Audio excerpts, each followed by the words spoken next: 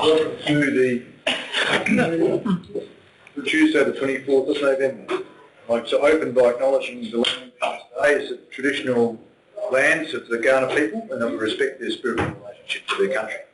We also acknowledge the Kaurna people as the custodians of the Adelaide region and their cultural and heritage beliefs are still as important to the living Kaurna people today.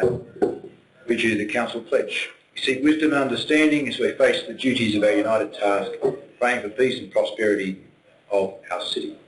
And item 1.3, please take your seats. And does anybody wish to declare a comment? Yes, thank you, Mr. Mayor. I'll declare an interest in item. Should have that, shouldn't I? Ellis Kindergarten. Ellis Kindergarten. So I'm trying to find here, which is 19.10. I'll declare an interest, not a conflict. My children will be going there next year. Attending next year, not this year. Any other contributions that you'd like to record? It is now moving on from item 1.3. My really sad duty, and I didn't want to interrupt dinner proceedings before with a guest, to inform you that we've been told late today that David Blakey, who is well known to some of us and not by others, I appreciate, the former councillor, alderman and the presiding member of our DAP, most of the new ones remember that, has passed away today. He had a severe stroke and was found yesterday at home. And Prue, his wife, who some of us know really, really well, is in India, so she's travelling back now. So I can only take from that that it was completely unexpected, otherwise she wouldn't have left home. So no way that would happen. So we've got an obituary ready. We're really all pretty shocked, I've got to say, as you are no doubt now. And we've managed to get something in the magazine to acknowledge David's service, because he really has served this community for quite a while over time. And for those who aren't aware of his history, he's former head of the Health Commission here and worked as a dentist in that industry for quite a while. So he's made a contribution at a senior level in many fields for quite a while and received an Order of Australia in 2012 in acknowledgement of that. It's really, really sad. So a couple of daughters, I think, and Prue is well known to us as the chair of our Friends of the Library and also a prominent figure in the community, as was David. Some of you might have met David at the footy if you didn't see him on DAP. So I'm sad to bring you that news, but I thought you should know as early as was reasonable, and obviously it'll come out in April or whatever soon, and we'll try and let you know funeral arrangements when they become known. It won't happen until Prue's back, I'm sure. If there's anyone else you think should know, then please get on to it. Tell them I called Matt today, but I haven't heard back. So.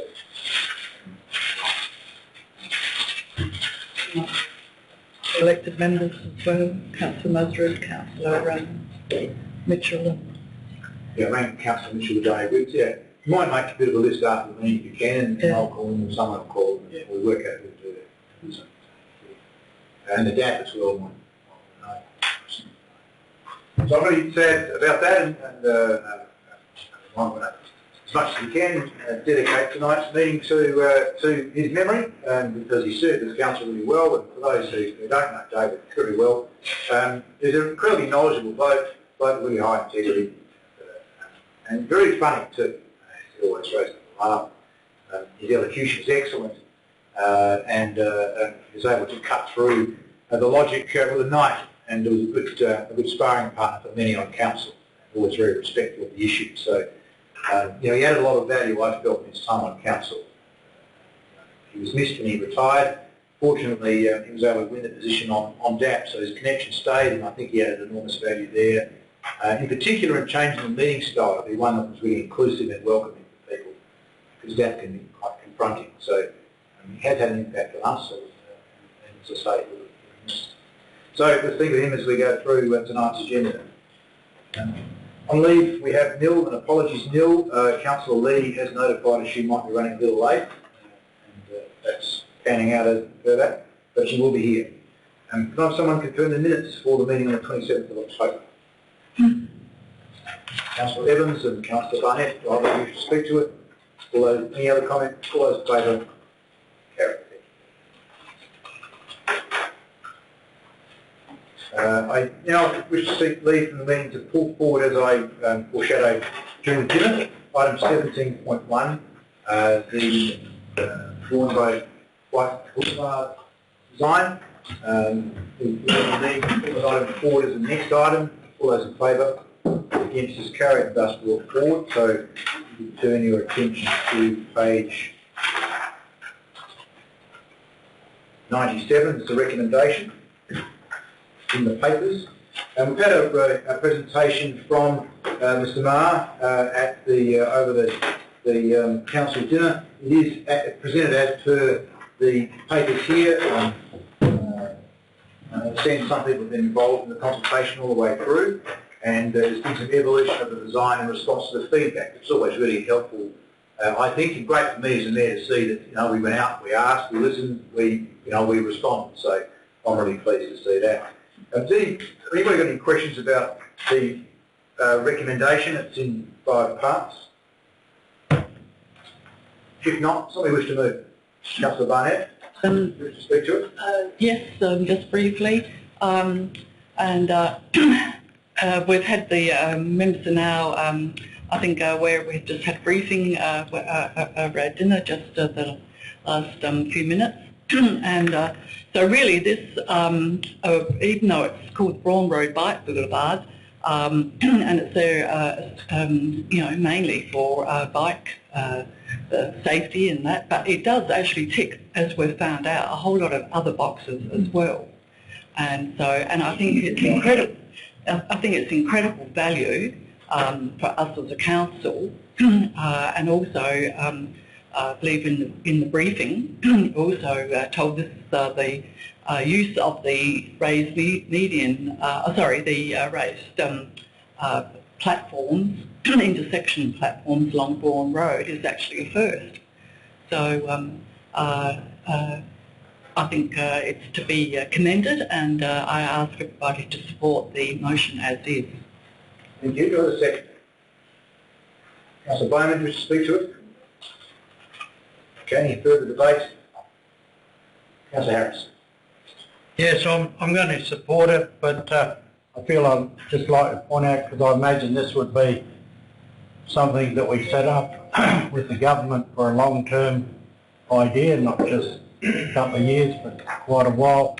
So it is always disappointing when you get to the intersections and we just have a common sort of paving there, where it would be more exciting to have nicer, more expensive paving for long term, but in reality we haven't got it, so I will support it as it is. Thank you. Any further debate? Councillor Evans and then Stanley. Mine's really just a question initially, and I'm not sure who might be able to help me, but in terms of our response back to DIPTI around upgrading these intersections, from the briefing we've had tonight, I think the project as a whole is quite good and really looking forward to seeing it implemented, but we have identified around Regency Road the need to do something about these intersections, and I'm wondering what the best way would be for Council to provide that feedback to DIPTI, perhaps as a separate project to this, but somewhat related to the closures that we'll see on Regency Road. Could I suggest from the Chair that the best way would be by a motion on a general business for Council to write to DIPTI to notify them that.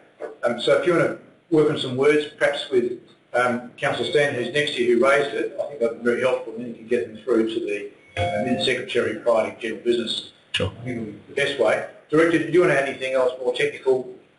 No, through the Mayor, exactly as you said, that's the best spot to raise it. Yep, as a motion. And once we've got it as a motion, then staff can follow through on that and tell us how it's going. So sure. Yep, great.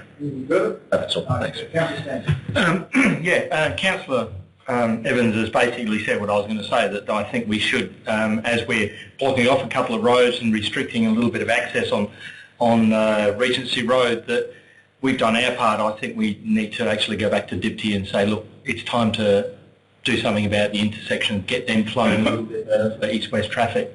But that's something we'll work together with the Director of Infrastructure.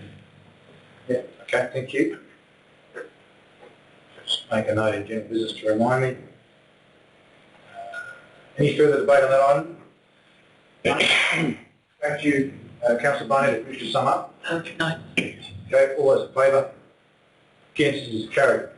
Thank you, members of the gallery. If you're here regarding the Boulevard, that concludes the debate on that item, and we've resolved to move as per the council recommendation. So thank you for your attendance. We're more than happy to stay for the whole meeting if you want, but we won't be talking about White Boulevard any further tonight. Thank you very much, Mr. Mayor, for your presentation tonight. All the best. Okay, back to the agenda as it was advertised. Next item is Mayor's report, item 5.1, pages 5 and 6. I think we've got a combined in there and myself. We've checked if the currency is still current. Anybody got any questions about it? Otherwise I'll seek a move. No? Anybody wish to move it?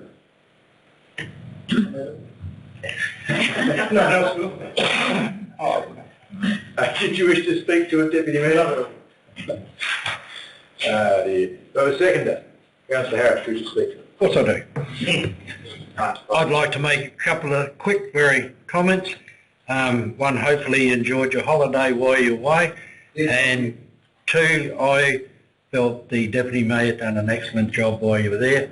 Almost you could have stayed longer on a holiday, but he done a very good job, and I'd like to congratulate him on doing that. Thank you. And I said. And second. Fantastic. Thank you very much. Great speech. Any further comments on the item? If not, all those in favour? Yes. I was going to ask you to sum up that great speech. I was going to as well. Mayoral expense report on page 7 and 8.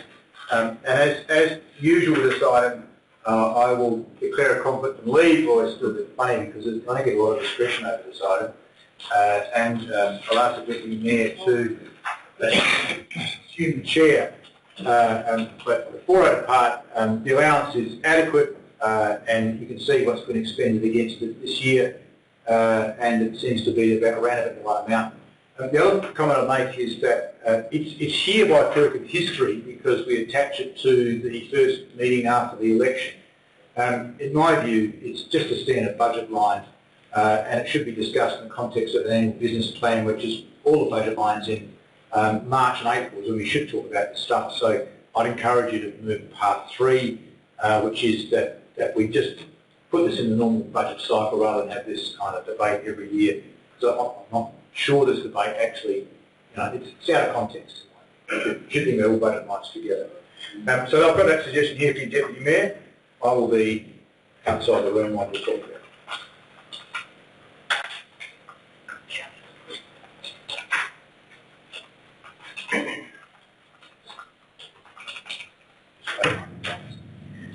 Don't forget to come and get me.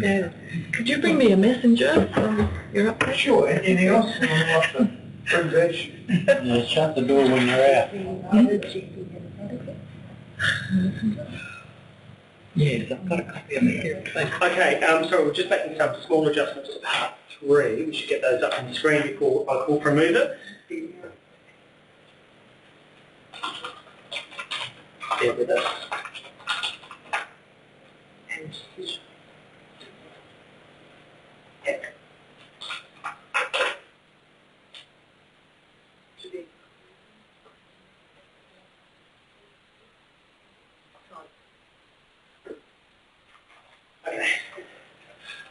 Thank you. So that's the revised amendment. I'll call for someone to move it.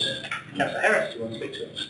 Yeah, I'll speak to it as a whole. I assume we're not dividing it into 3 parts. I move it on the trust that the staff have worked out the expenses and that sort of stuff, but particularly number 3 was where I was aiming, and that is I feel like the previous person that spoke that we should be discussing it in the normal run-of-the-mill parts of our budget, because here it's a one-off out in the middle of nowhere.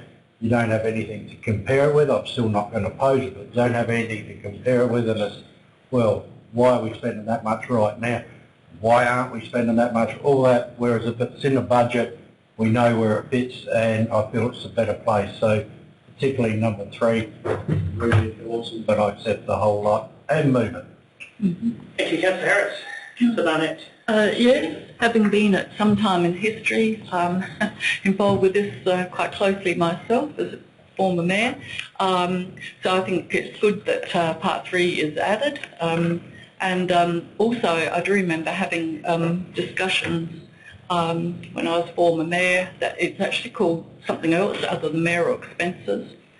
Because so when the staff come to look at the budget line of decision-making process and the annual business plan, etc., they may be able to come up with some other title because it's really old-fashioned terminology, really, when you look at the extent and the purpose for what it's used for.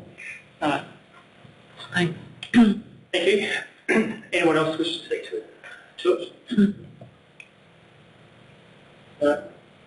Harris, do you wish to sum up? Thank you. Thank you. All those in favour? Thank you. It's carried. Should we discuss that? Is there another paper copy of the minutes? No. Trying my luck. You can use it. Can I? There, so for that hire, for the Yeah. sorry, yeah, so it's $6.50 but if you go on my account, 2 adults, it's $50 each, so save 10.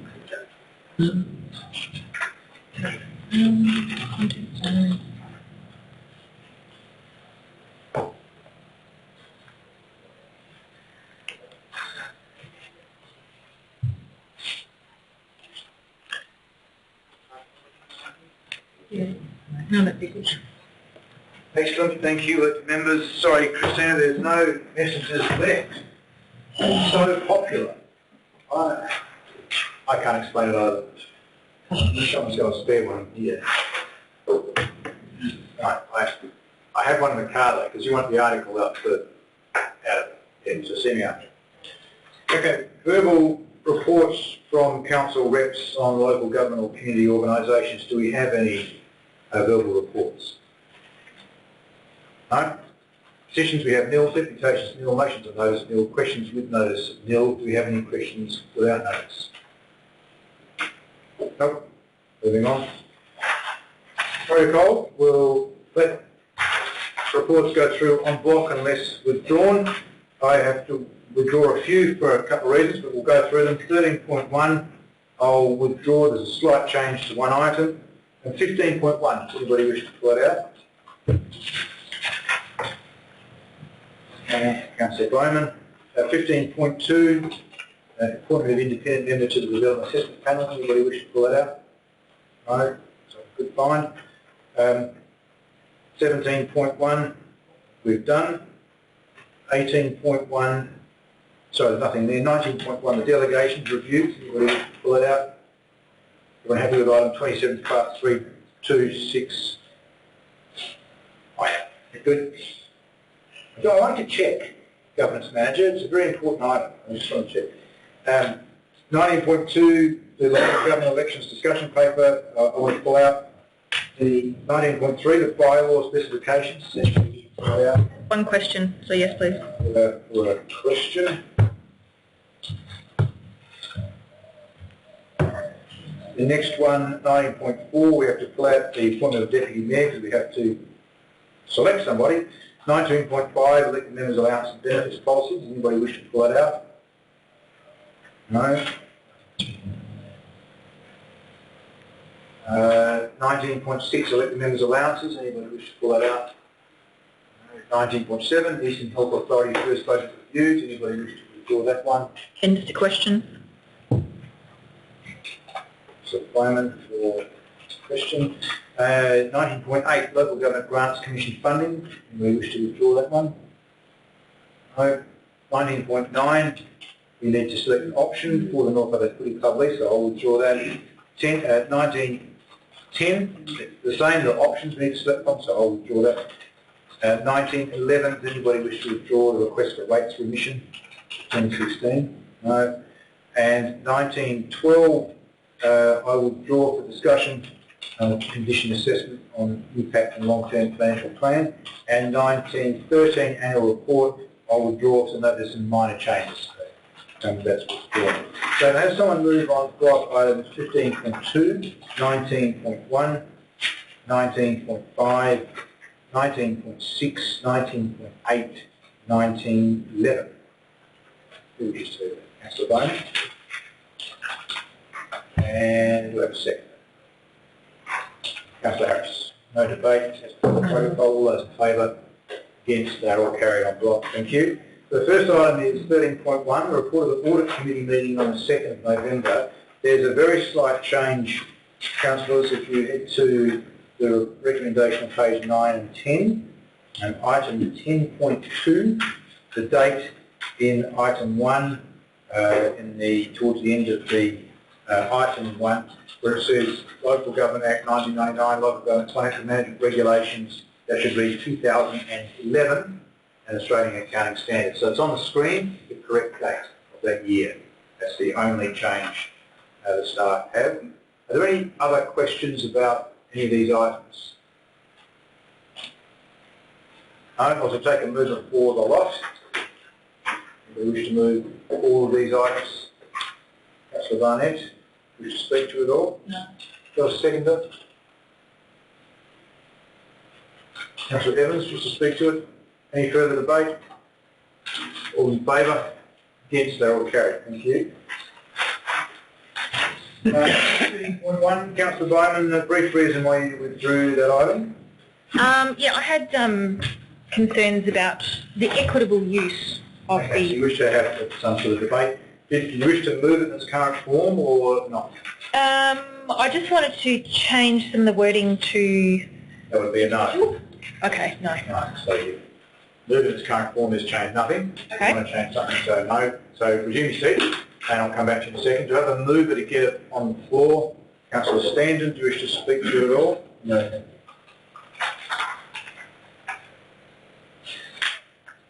So just let me catch up here. Lost my place already.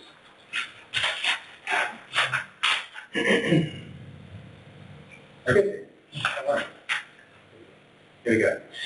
Do I have a seconder?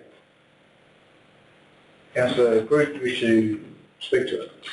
Look, just very briefly to say that this has been obviously quite a long time coming, and we tend to go back and forth a little bit with this, but I think we've reached a pretty good solution and a pretty good middle ground.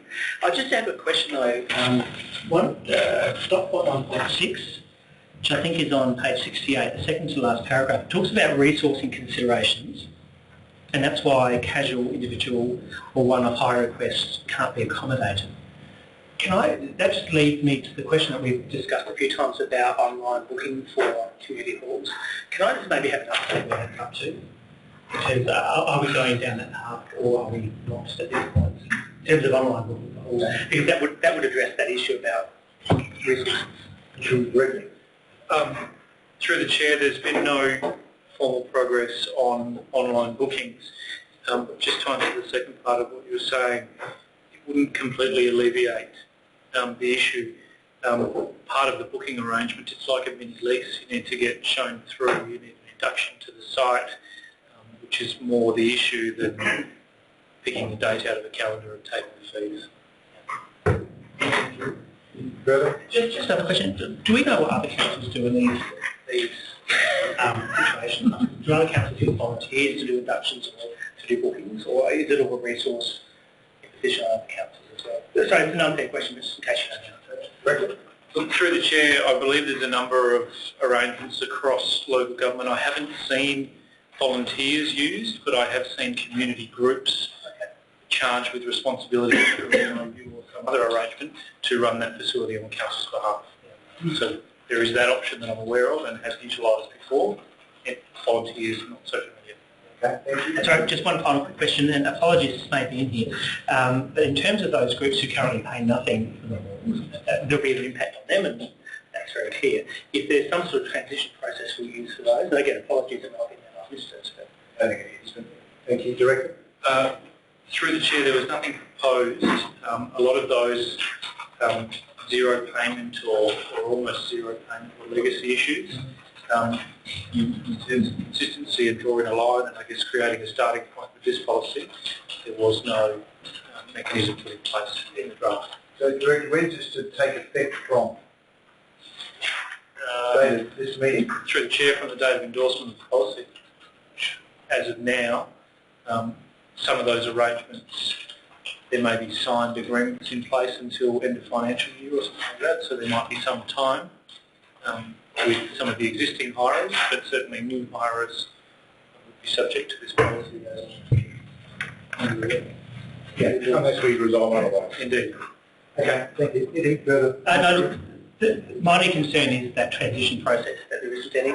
I can't make an amendment to it, but someone else might make an amendment around transition for those groups to go from a zero base to paying something. Thank you for your work on it. Thank you. Go back to you, Councillor Blayman. I'll have a go. So at this point, can I speak to it, or do I have to move something? The change. You have 5 minutes of our ears within which you can do many things. Right. But you withdrew it, so I recommend you talk to us a bit about that. Okay. If you know what other people are doing, you could choose to do that. If you want to amend something, you need to make sure that's included within your 5 minutes. Okay, no problem. Yeah, look, I've been concerned about I think the intent of the change of the community halls is a good thing, because we want to encourage people to use them and we want to encourage the utilisation rates. And one of the most interesting things, I think, in the presentation, which wasn't really highlighted, was the schedule. So that was, what was used and what wasn't used. And I think that was really informative, because it showed me that we've got traditional groups using them. My frustration is, if we want to invigorate new things happening, that tends to start as a one-off. Now, when I was reading through the information, it talked about, I think it was page 72, equitable, and that yet it's only for groups. And so as an individual, if I ring up, and I did this, I tried to book some space, through to do a radio podcast. And do you think I could find anywhere within our council to do it? I couldn't. Yeah. And so this was a kind of, start-up, a bit of an idea, a couple of friends. We needed, a private area to do it. If I rang Walkerville and they said, fabulous, yep, we'll come show you around and whatever, and it's just a one-off, no problem, $20 an hour.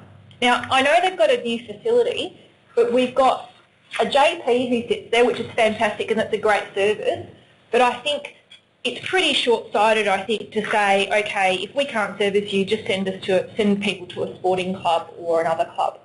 We've got space here. We've also got a co-working place down the road. So I think it's just being mindful of the fact that if we want to encourage people to do things in our area, it has to be easy. And I think sometimes these, being so convoluted and, you have to be a group and you have to be a regular user is actually quite discriminatory. Okay, so it's not equitable in my opinion, and there's a few of the councillors have asked this. So I was just wondering, and again, I think I might probably need... If you're going to go for a motion, because you've got about 2 minutes, okay. So I guess the only thing I'd really like to see in the motion is to change one of the bit of the wording into only groups to have individuals allowed. So obviously I've got to find that now, don't I? Yeah, you need to, sorry. Okay. The recommendation is that the policy be endorsed, so I presume you're talking about somewhere in the policy. Yeah. Starts on page 83. 83. 5.10, priority for user So support. there's one that's an old one and one that's a new one. So the one at the back is the old one.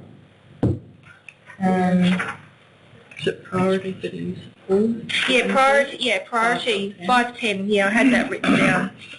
All right, I'll go a bit up to you there. Yeah, page, the new one starts on page 75. Okay. Oh, all right.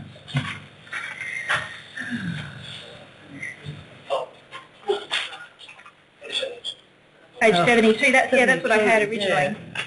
Yeah. 5 point. Councils.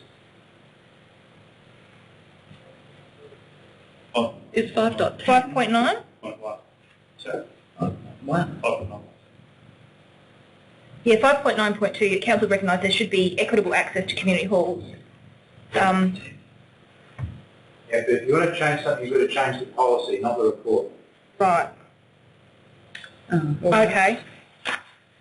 So Where's the policy? Yeah. There. Right. And in there, so council, you No, look, want it's, to change something, you come really well prepared. yeah, well, I'll have to get printed copies in the future because I find it very hard to navigate. So the director's directing us to definition of hirer. Definition of cost. 78.2.2. 2.2. IRA talks about more than one person, generally. Yeah, more than one person.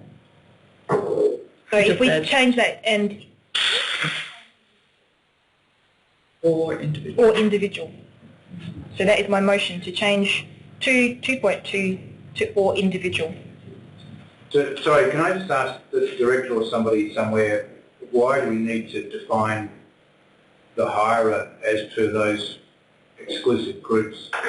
Is a hirer any body or individual that enters into an agreement for the use of the community hall? Do we have, Good question, and back to you. I think this has been put in this framework because the types of users have always been groups or clubs. There's nothing to stop us, the council, amending to mention individuals. I guess being mindful that this is a policy, and I take the point of Councillor Bowman before that there are other spaces around. This is a policy around 3 halls, not the Civic Centre or other spaces. So just in that context, 3 spaces are large spaces. So as an individual, I could do a networking event with other people as a person. Agreed, and I think again through you, Mr Mayor, this is really by virtue of the types of people, as in groups, who have traditionally hired the halls. We want to change that tradition, is really what I'm trying to sorry, there's a couple of issues going on here. First is we've got a definition which we can seek to change with leave of the members here. My question is already defined any of the types of hirers other than hirer, in my view, is just whoever it is that's entered into the agreement to hire the hall. That can be an individual or a body. It doesn't have, like if you say it's a club or community group, incorporated association or business, they're excluding some things, such as a religious entity or a political entity or a family or, like, why would you, as soon as you define something, you restrict it. Is there any reason why we would restrict it? Through the chair, and I only know this through sort of third-hand information, I believe there's been some history of difficulties of hiring facilities to religious or pseudo-religious organisations, which may have been the catalyst for such a definition. I have no objection to the type of definition that you're alluding to, which is whoever signs the agreement. I think that can be made to work. I believe that there was a catalyst behind this initially, and that there are certain groups that may or may not be considered appropriate by this council to utilise their halls for any number of reasons. Yeah.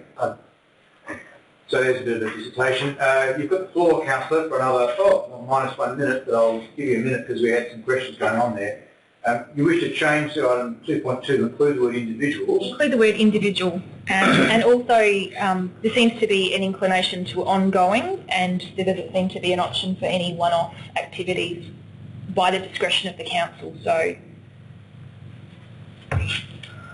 So are you proposing to amend it to... okay, we'll just do... Because I think that has resourcing implications. Anyone that goes into a group. As per item 1.6, 68. So, do you want me to test the floor with the word individual first? Yes, that would be good. That's a good idea. I would just leave the meeting to incorporate the word individual item 2.2 definitions. All those in favour of incorporating the change? All those against incorporating the change? That's passed. It's thus incorporated into the motion. Sorry, into the motion. Councillor, you wanted to talk about casual one-off hires. Are you asking a question about whether that has a financial impact that will give rise to a risk of a budget variation, or you just want to test it for and see whether you should do it or not? Up to you. I can test the floor if I can find it.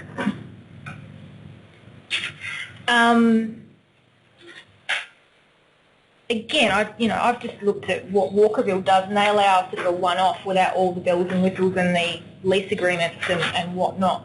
And it seems like the ongoing ones have to have that formal structure. And I just So 6.10 in the policy, page 81. sorry. Yeah. 6.10, individual one-off or casual hire requests or any booking that cannot be accommodated will be directed to relevant local sports club facilities and facilities that are suitable for community hire bookings. So that's just point blank no. 6.9 is probably the one for that. Free halls are generally only available for regular ongoing bookings. Exceptions will only be made for an activity with community benefit. This does not include individual parties and commemorations. So 6.10, sorry, is fine. It doesn't need modification. So it's 6.9 would. I'm going to suspend the procedures because we're running out of time in your debate, and I think this needs a bit more discussion. I'd like to seek leave the meeting to suspend the procedures until 10 to 8. All those in favour? Against is carried. And we've discussed this item a fair bit about individual hire. It's clear that you want to free it up so that's available and change the intent or wording of 6.9 so it's not just for regular ongoing bookings. yes. Just before you answer it, Generally, Yeah. exceptions don't impact it. because I had commented, but I'm not sure which part, the actual policy, is what David's saying we look at. So what's the actual policy? Because I got all the pages if you tell me the pages. 81. 81. Yeah. Good work. I know. Right over there. Yeah. Catch up. You can see that clause 6.9. It says generally. Kind of talks back on itself. First by saying this does not include individual parties and commemorations. But that's not individuals, that's the parties. Like My comment I wanted, right? Yep. My comment about some of them, and that's where I thought the speaker was going in the earlier part, is the cottage, for example. I wanted to hire the cottage and ended up getting here. And you go and try to hire the cottage, and due respect to the people that spoke to me, was, oh, well, it's got to be a registered organisation, it's got to be for a not-profit, it's got to be this and this. And I said, don't use the swear words, sorry, machine. I said, but it's a group of people that go camping together, my friends. We're not insured for $10 million. We're a group of people, about 4 of us live in the area, the other 10 don't, And you couldn't get anything. I could end up hiring the front, but what I wanted, the cottage, and I looked and it was empty. This was last weekend. You couldn't get it. So some of these things in here are what I'm concerned about, and that's where you're going with that Just the one-off, individual. yeah. So, and it's fair enough if a group's got it, if the local high age group's got it and they use it every Saturday, well then so be it. But if it sits there empty and I can hire it for, in my case I think I paid $300 for the 2 days, well the cottage to me would have been better because then I could have made food at home for people. But you can't because we didn't fit all these incorporations and that to talk about camping in the Flinders Ranges, So that's where my concern comes with this. Yeah. Can I, there's a couple of things in that. One is, clearly you're in favour of trying to free up a bit. The incorporation question, though, I don't see anywhere in here where it says you have to be incorporated. And long-term bookings. So, okay, so what about the ongoing insurance? long-term, you need to have insurance. Yeah. But that implies that if you're not ongoing and not long-term, in other words, a one-off short-term, that you do not have to have public liability insurance. Am I reading that correctly? Yeah, because the one before it, you just read 611, so 610, individual one-off casual hire, you can't have it. Yeah. You've got to go and find something else. But at Walkerville, you can have a one-off and you don't have to have the liability insurance, and it's $20 an hour, so I can send people down there. but I'd rather do it at my own council. So I think, it could be individual bookings at the discretion of council administration. I mean, I think, well... You're not going to see that. Can I just get an answer to my question? Do we have separate insurance for the other 3 halls that says they don't have uninsured hirers to the insurance we've got on Irish Harbour and the Town Hall, which says you can have uninsured hirers? I'd have to say that. So, I didn't have insurance on top of my head. I'd be surprised. Yeah, Jim? Through the chair, council's insurance Sit down, Chris, where? Oh, sorry, do what you want. Choose to take little position. Okay, council's insurance policy does include a one-off hire as part of our insurance policy, so the one-off. But those with very regular bookings, they need to take out That's their own okay. insurance. That's okay. But if, for instance, the mood of the meeting was to allow individual bookings in the other 3 halls, our insurance would be okay with those. The one-off, that is my understanding is, the one-off ad hoc hirers, they are covered within our insurance policy. My understanding of that is that 611 would need to stay unchanged.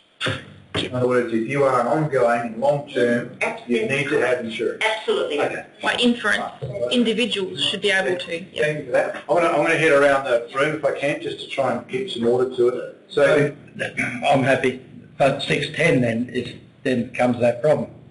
If you want to do it as an individual casual one-off, whether you direct it to the sports clubs and others.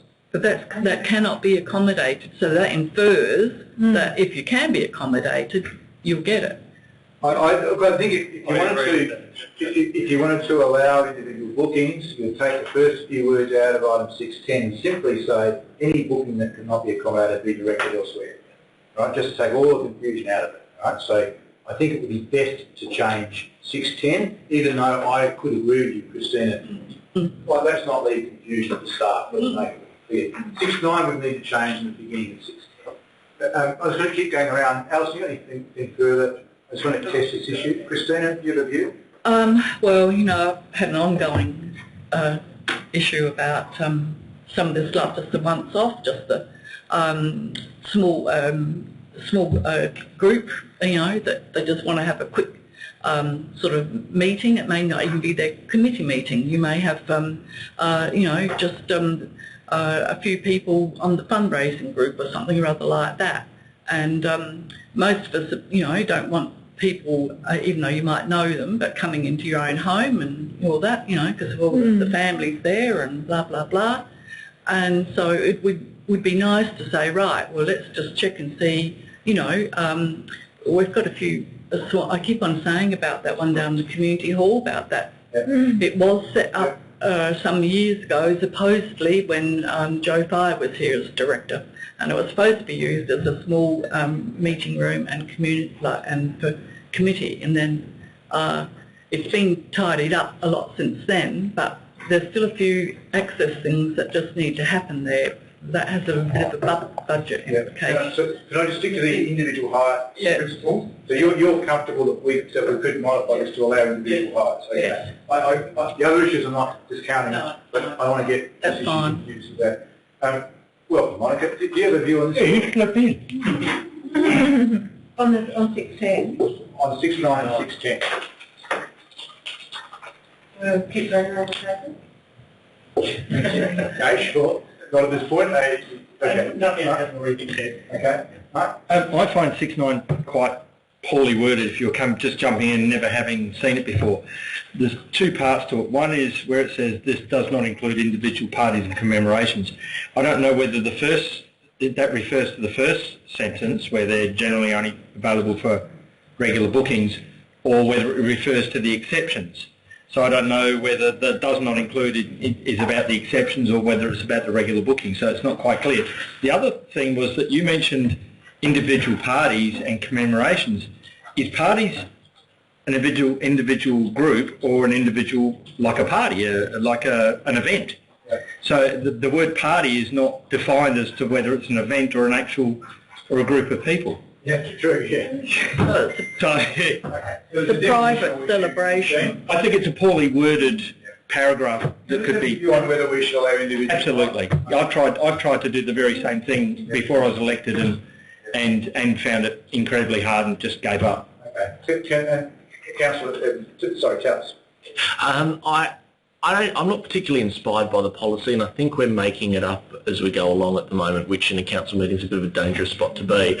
Unless there's an absolute imperative that this needs to be passed tonight, I'd be inclined to vote against it, only because I think we've had a couple of workshop discussions about wanting to see vibrancy, about wanting to see activity at our community facilities, about wanting to get them active and engaged, and I'm just not quite sure we're there with this policy yet. And if we change a couple of paragraphs, by all means, I mean, we can finesse the wording of it, but I think the spirit of what we're trying to achieve in the policy perhaps hasn't quite hit the mark yet. So, I'm fully supportive of individuals being able to make the booking, and if we generally support that and support the policy, I'm happy to go along with that.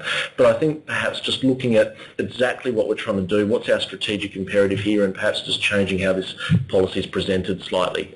It does look like it's mostly been rebadged from the other one and just updated and changed to reflect different rates and things, but certainly grandfathering I've got a concern with in terms of the existing users, the availability for online bookings, and just the fact that I'm just not sure it's singing to us at the moment, and the fact that we're in this detailed debate about various paragraphs I think reflects that. So, I'm just going to pull us in a second.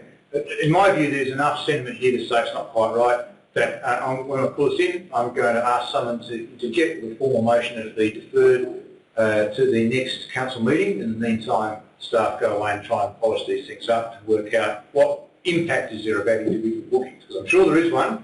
I'm not going to put them on the spot tonight to tell us what it is.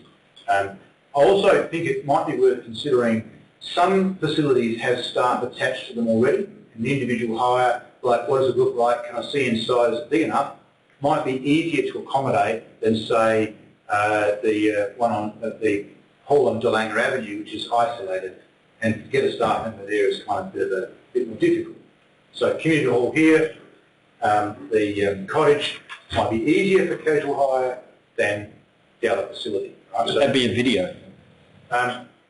The duty of care, and then there's what happens if someone just grabs the keys to have a look and burns it down while we're not there, kind of, So I think we want the staff to think about that in terms of freeing up some individual hire without causing a huge costing position. That's been what we've been told before. So are people happy with that course of action? Right, so I'm going to call in Councillor Bowman. Sorry, hang on.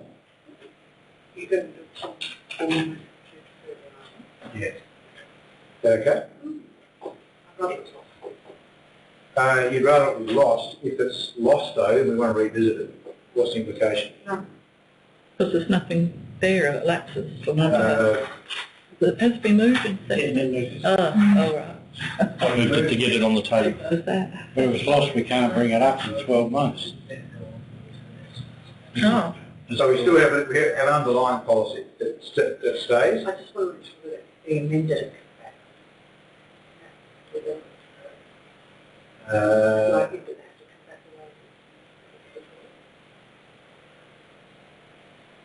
Sorry, hang on, one thing at a time. If this is lost, does the other policy still survive? There's no expiry date on the old one, 2008, it just keeps going? Okay, so sorry, it would be cleaner to curtail debate, vote it down, let the staff come back with a better one via a process if they want to, a workshop or whatever, then adjourn it, because governance manager is quite right, we need to adjourn at the point we left off, which means we'd be debating an unamended policy. Can I then just ask, if it's lost, are we allowed to bring it up within 12 months? Yes. It's only about where and dress. We haven't changed, we haven't brought something new in. We've decided not to, which means the old stuff is still there. Okay, so it brings us back to the formal session. Councillor Bowman, I think you finished debate. Does anybody else wish to debate it? I do not. Councillor Standen, I gather you don't want to sum up? No, I'll sum up. I wholeheartedly suggest that we vote this item down and send it away and get another coat of polish on it. Right, okay, thank you. That concludes the debate. All those in favour? No, we're in favour of. No. We practiced this a little bit. It's not a Shakespearean thing. Pebbles, don't All those against? Oh. Yeah. Well, the speaker threw it a bit out when he... Motion was lost. The speaker threw out a little bit when he implored you to vote it down. Yeah. That was very confusing, yeah. It was lost. So thank you, Governance Manager, for helping us through that. And staff will come back with notification. Sorry, mate. This issue's been around a long time. I think the staff are hearing us that we want to break through this kind of thing into something. And we need their help to do so. Okay, so back to the list of items withdrawn. Next one I've got is item 19.2, the local government elections discussion paper. Recommendation on page 110. Is that right? 110. 110. And this is about the review of the local government Elections Act, and it's a discussion paper and attached the recommendation suggest attachments 19 to 28 be endorsed and sent into the LGA. The reason I've pulled it out is within here there's a comment from an elected member. Councillor Bowman's the only one that responded with written comments, and I wasn't sure that it was an appropriate comment for all of us to endorse and send in, so I'm just highlighting it to make sure that you either are happy with it, or if you're not, that it gets taken out, because if we don't, it goes through. Right? We either have to endorse it as it is or change it. What did Councillor Bowman put in? The colour one. On page 134, attachment 22. Yeah.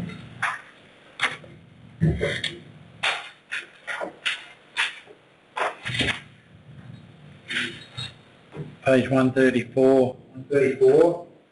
Yeah. Right. The coloured one. Yeah. Coloured one. Yeah. Sort of grey. Just giving my opinion.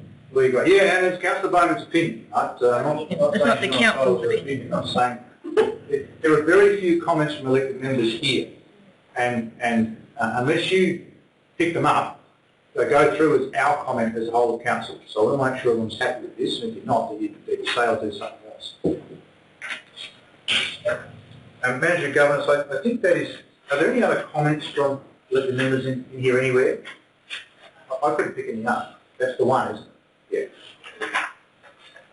Yeah. We had been asked previously and put them in. Yes, correct. Yeah, so there's some historical stuff that's in here from previous rounds of consultation, and that's incorporated. And there's new stuff which the Manager of Governance has recommended we say. You read all your reports, so you obviously all agree with that.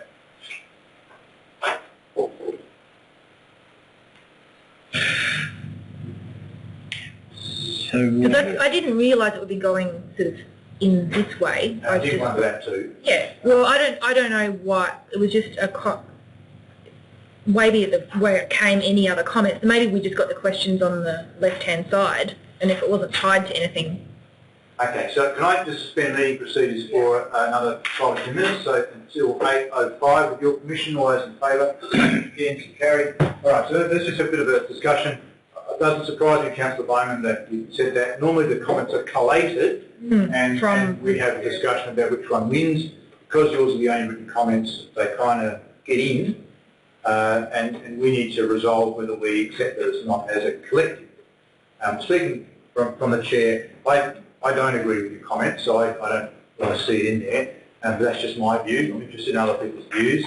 Noting that it's your opinion, you're entitled to it. Yeah, I'm just trying to find the email that I actually sent to Kerry. Oh, well, while you're doing that, can I ask others what they think about what's in papers? Okay, Councillor Allen, sir?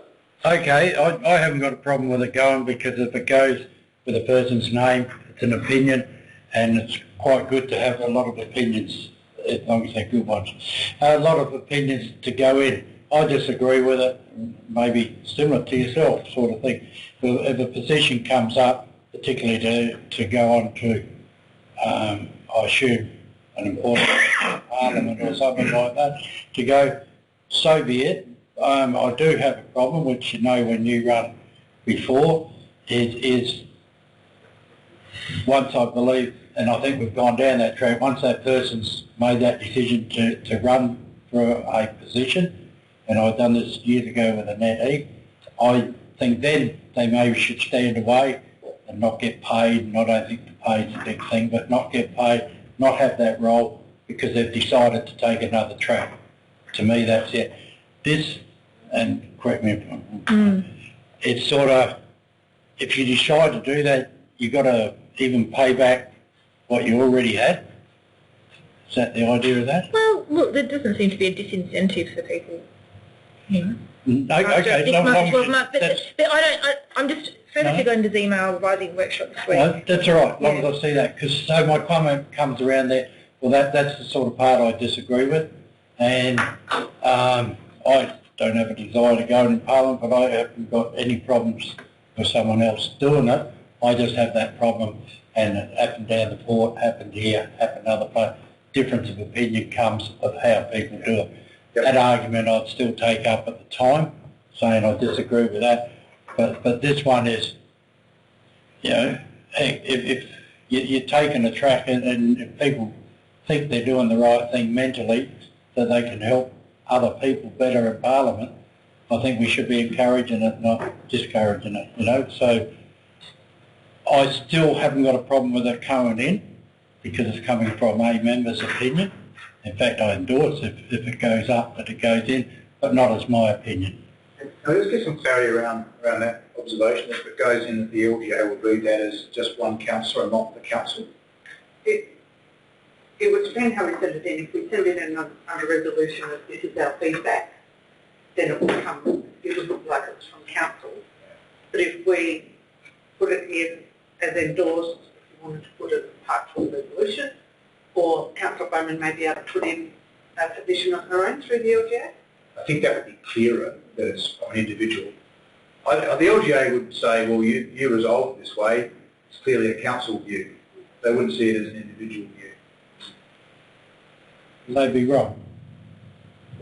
Because our job, you know, like what Kerry's done is correct. She's asked our opinion, and she's asked it, and in this case someone's given it. Yeah.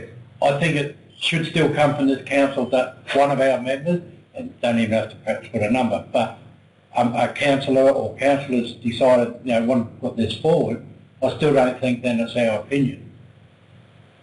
But you seem to know To be fair, we've got a knowledge about LGA. The membership of the LGA is 68 councils, not the 708 elected members. They want to know what the members think. If the members can't make up their mind and put up individual opinions, they're going to go, well, what's that? That's not helpful. They want to know, what does the council think?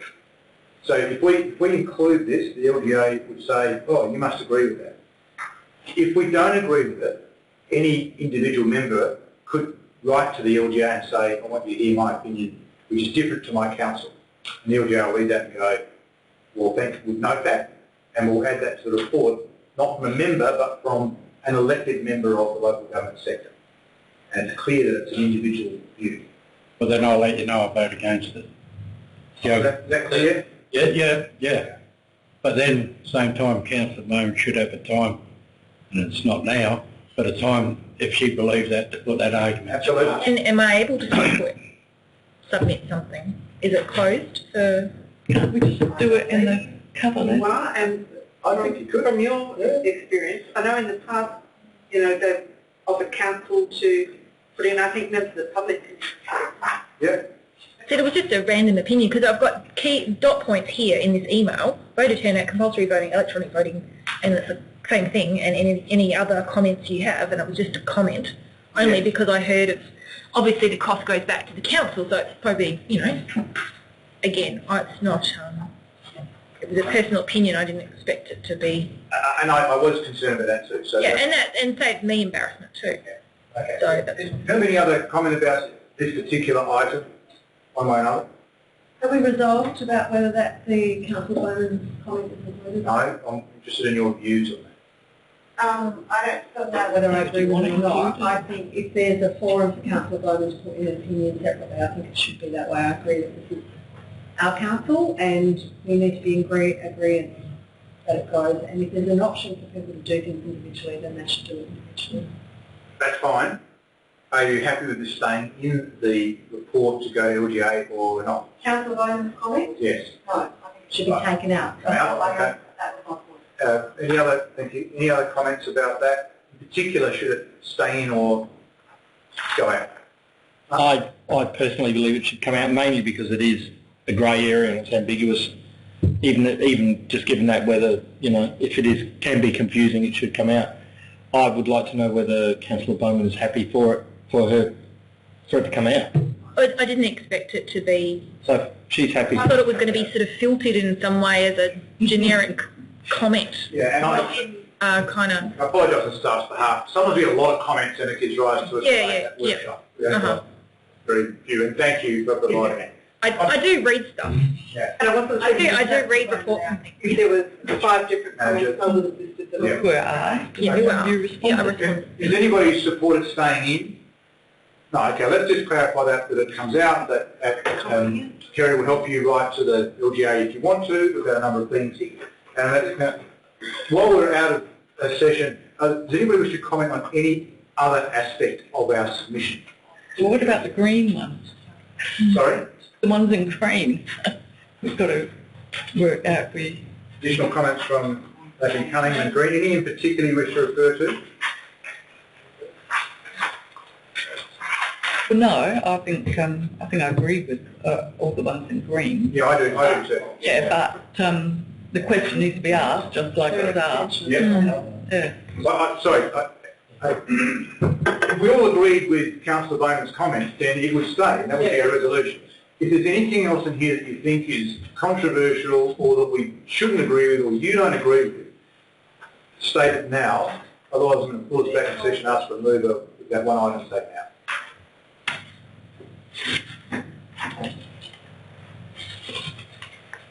Well, there's another blue one as well.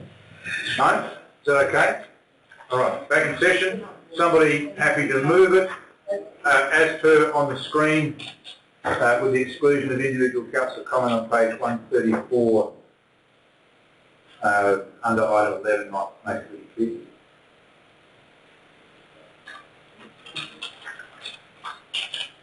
Someone happy to move all the rest of it as our comment? Councillor Groot, wish to speak to it? No. Sorry, second, Councillor Lee, wish to speak to it? Any further debate? All those in favour? Yes, carried. Thank you. I thought it was a really good report. Lots of good stuff in there. Thank you, Manager.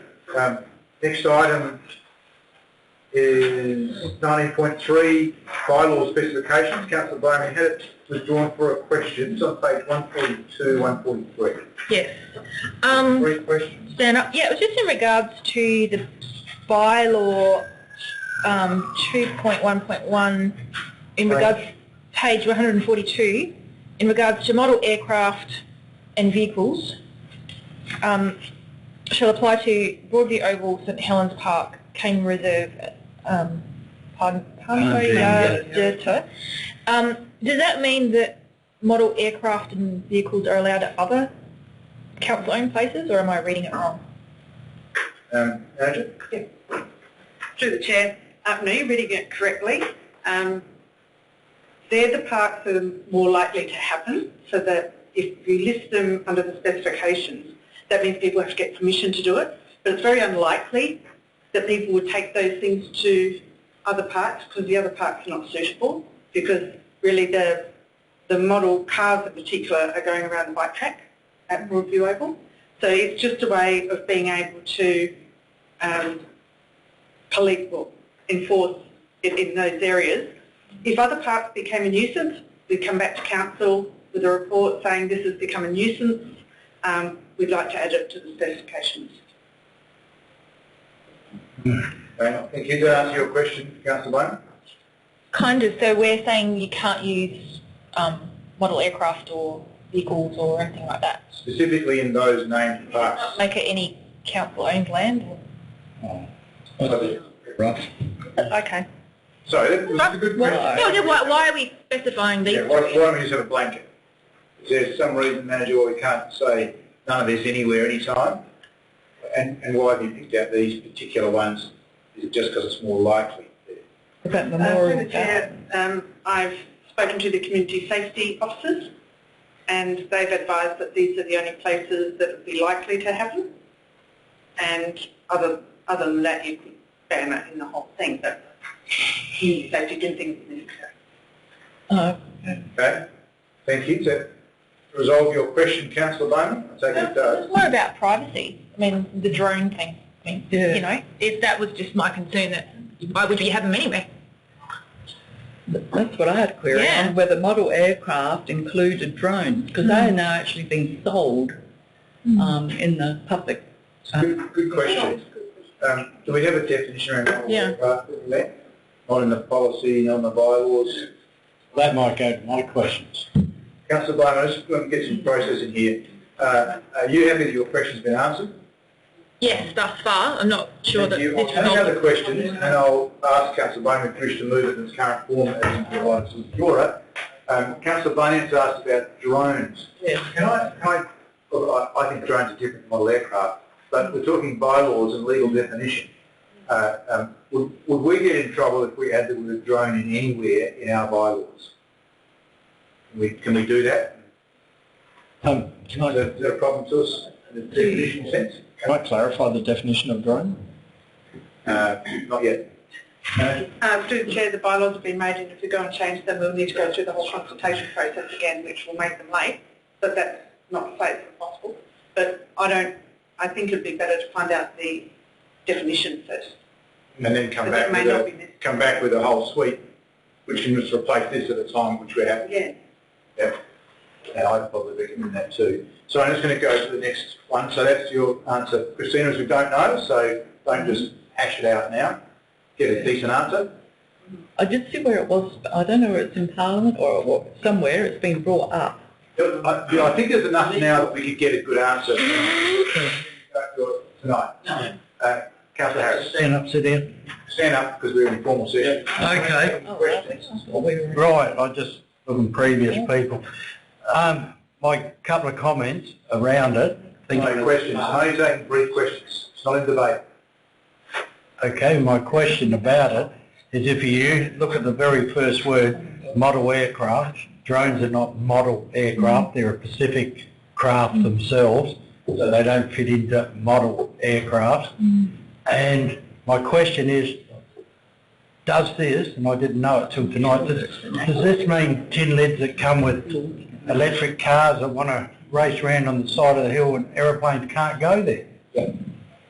I assume if we approve this, it would say they can't do it at Broadview Oval or Game Reserve. Or anywhere. No, they can do it anywhere else.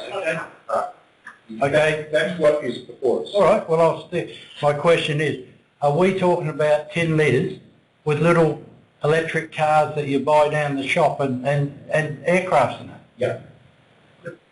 Glad you're answering, but I'm asking through the chair. Well, that's what I'm managing. Is that what the intention is? Keep in mind, drones are not model aircraft, so I'm Okay. talking about aircraft and helicopters, mobile I cars. can still injure people. Through the Chair, with vehicles, I think a reasonable person approach would be taken, particularly in the area of community safety, so you wouldn't have anything like this thing causing a problem. But aircraft definitely, because they could be quite dangerous if they're... There's a whole heap of hairs in this. Bear in mind that bylaws are there for enforcement at our discretion. Okay? So what I'm hearing, the manager's gone to the community safety officers saying, where do you think you need a bylaw to stop people doing stuff which is causing a problem? They've advised the manager, you only need to worry about model aircraft and vehicles in these three places, which means you can use them anywhere else, and they won't have our authority to stop it anywhere else. Now, we don't have to agree with this recommendation, but that seems to be the process. Is that correct? Right. You may have a different view. I'm going to take another brief question from Councillor Standard, and then I'm going to ask someone to move it or do something different. Question. I have a question. Is this bylaw as a result of injury and or inconvenience and or complaints regarding model aircraft, model cars, helicopters, whatever? Reaction, or are we just preempting something and being a little bit I've not asked an opinion yet, but the question is the question. To the Chair, this is directly related to the bylaws that were passed a couple of months ago. So these bylaws are already made. This is just specifying where. Oh, sorry, so where's it down? You're saying we've already got a bylaw that bans model aircraft and vehicles everywhere? Or what is the point, what is the purpose of paragraph 422.2? 422, I wish I had it in front of me now, the bylaw. But the bylaw states that you can't use the model aircraft or vehicles on any council land about where It's declared. it's declared. So not all bylaws have to be declared in an area, but this one does. Not very clear, am I? So we could, sorry, our current bylaw sits there, but we haven't specified where you can't do something. Right. So if we don't pass 2.11 tonight, then you can do this stuff anywhere. It's not banned from anywhere. I believe so. I want to from Yeah. I can look it up. Okay, all right. So we have some questions and some answers. If anyone's got a burning question, Councillor Barnett. Because mine was a question before. I actually hadn't realised that we weren't out of. I thought we were out of council. We're not out of session. That's why you're not but when standing you up. spoke before, yes. Right. Yes, I don't know if the terminology local government land brackets model aircraft and vehicles is the actual law from government somewhere, because it's confusing, because I thought it was model aircraft and vehicles, meaning like cars or trucks. Right, okay. So it should really be model aircraft and model vehicles. Okay, thank you. I'm going to, just sorry to cut across, I'm going to ask the Manager of Governance, is there any urgency to this being endorsed tonight, Manager?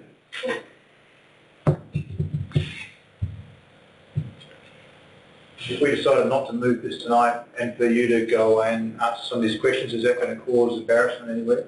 No. Can I draw your attention specifically to item 214 about where dogs can be off leash?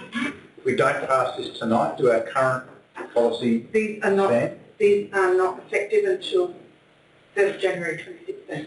Okay. So we've got. So we've got next meeting we can... Bylaws are open if you want to just deal with it. It's very clear in the bylaws. It actually says model aircraft or drone aircraft. So it actually defines drone. That helps our debates at all. Sorry, Subject to the Civil Aviation Act. so you're saying that's a definition? That's the definition 4.22 of bylaw 3, I think. Civil Aviation Act defines a drone. Yes, and the Civil Aviation Act defines a drone, which is in our bylaws. Great to you. That resolves the question about whether model aircraft includes drones or not. The definition does include drones. Draw your attention to what's before us. Item 2.11 only restricts model aircraft, including drones, and vehicles of, is that defined in there? 422.2?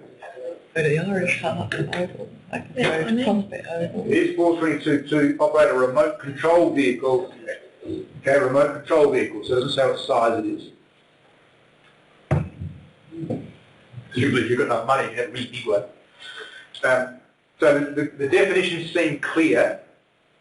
Do you want to do it to just these areas, or not at all, or broader, is the only point.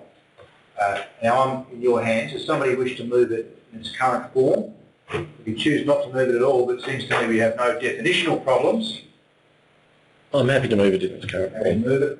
Councillor Evans, do you wish to speak to it at all?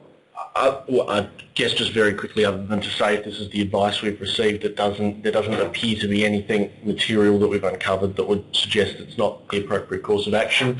My understanding would be as well that we could add to this list so that this list isn't conclusive in the sense that if new areas emerge as problems, when they emerge, they can be dealt with at that time. And I haven't heard or found anything that would suggest this would be improper to move. So on that basis, I'll move it. Thank you. No, I didn't. Do I have a second then? Councillor Standard, wish to speak to it all? I do.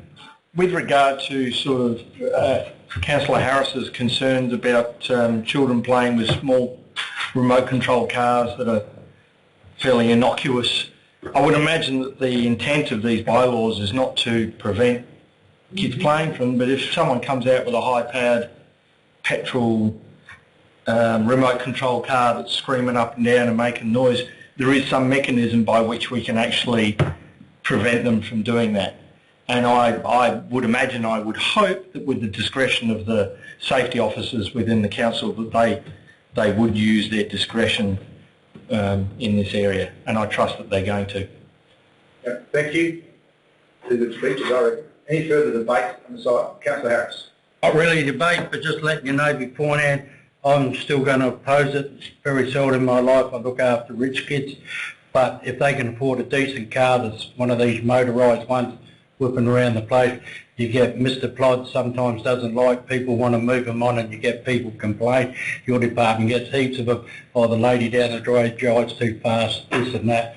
I find the drones and that a different question and it fits in, but I just find it hard that at our parks, and they're the type of parks they'd be used as, these little cars and things like that and ride in them, I'm opposed to them. As it's written. Again, Councillor Barnett. Yes, I'm just have some, I'm just in my mind thinking that like if we're at the Twilight concerts and somebody whips out their model aircraft and wants to play with it, then we've got no recourse unless it's under some noise pollution act and it's noisy. So, I mean, I still have issues with some of these. I wouldn't have issues, you know, say if it was on Prospect Oval when it's not being used, or down the Irish Harp Reserve, you know. But these things are, I know the ones that were complaints at Broadview Oval where they're going up and down the little kids' bike path, and that meant that kids weren't able to get on there because you've got these, you know, enthusiasts, and they make a lot of noise, those jolly things. So I wouldn't mind if they weren't noisy, they didn't smell when you're around all up there, and there was somehow, you know, you can't instill respect, so this is then why we have to turn to bylaws to try and control some of these things. So, yeah, I still have some issues with some of the things I've just spoken about. You could hear that in your house. Thank you. I'm thinking about the people that live Councillor there. Bruden. Thank you. Look, sorry, at the risk of prolonging the conversation, I'm just reading through the bylaw, which is always a dangerous thing. Section 4 says a person must not on any local government land without permission of council, and then we have all the different aspects of the bylaw. Is the effect of the motion that you don't need permission on any other land except for the ones we highlighted? Yes, my understanding. So it can occur in any other. Yeah, that's But right. equally, sorry, hang on, can I just ask a question? How easy is it for us to expand these bylaws in terms of the coverage of item 116, for instance? Through the chair, it's very easy to expand these. It's not changing the bylaw. Changing the bylaw is quite difficult and complex, but changing the specifications can be done by resolution At any meeting? at any time. Thank you. Councillor Bruden. So, sorry, just to be very, very clear, so on those three ovals, we need people to seek permission before they do that particular activity, which is drones and aircraft, and any other park, they can do it without permission. Regardless of what's happening That's in right. the park. So you've got a wedding down there, too bad. Presumably if we see a recurrence of issues, we could come to our meeting here and just add another park to the exclusion zone. And it's always good to be reminded that 4.5.1 is that we can't ride, lead or drive any horse, cattle or sheep on tracks in Prospect, which is very important. It's going to ruin my weekend.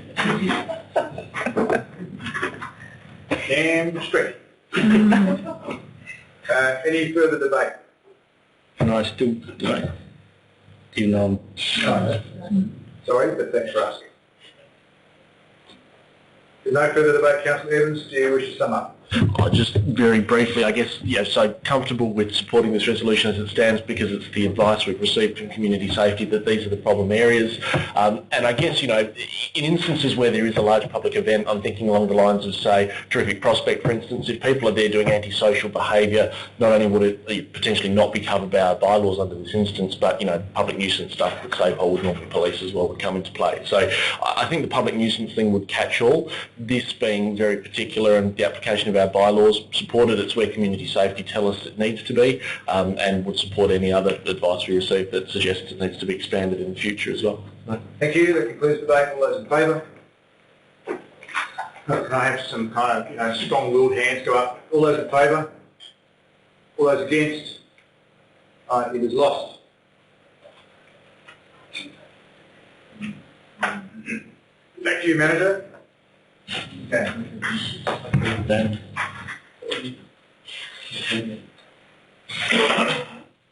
Item 19.4, the appointment of the Deputy Mayor, page 148.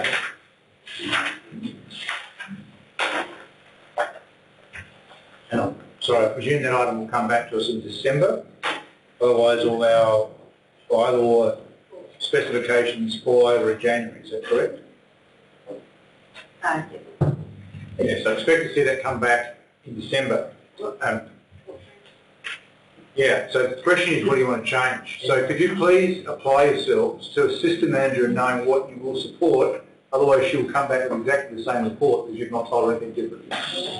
So that makes sense? And then perhaps if we can add it to the workshop agenda just to touch base and see that we're all on the same page.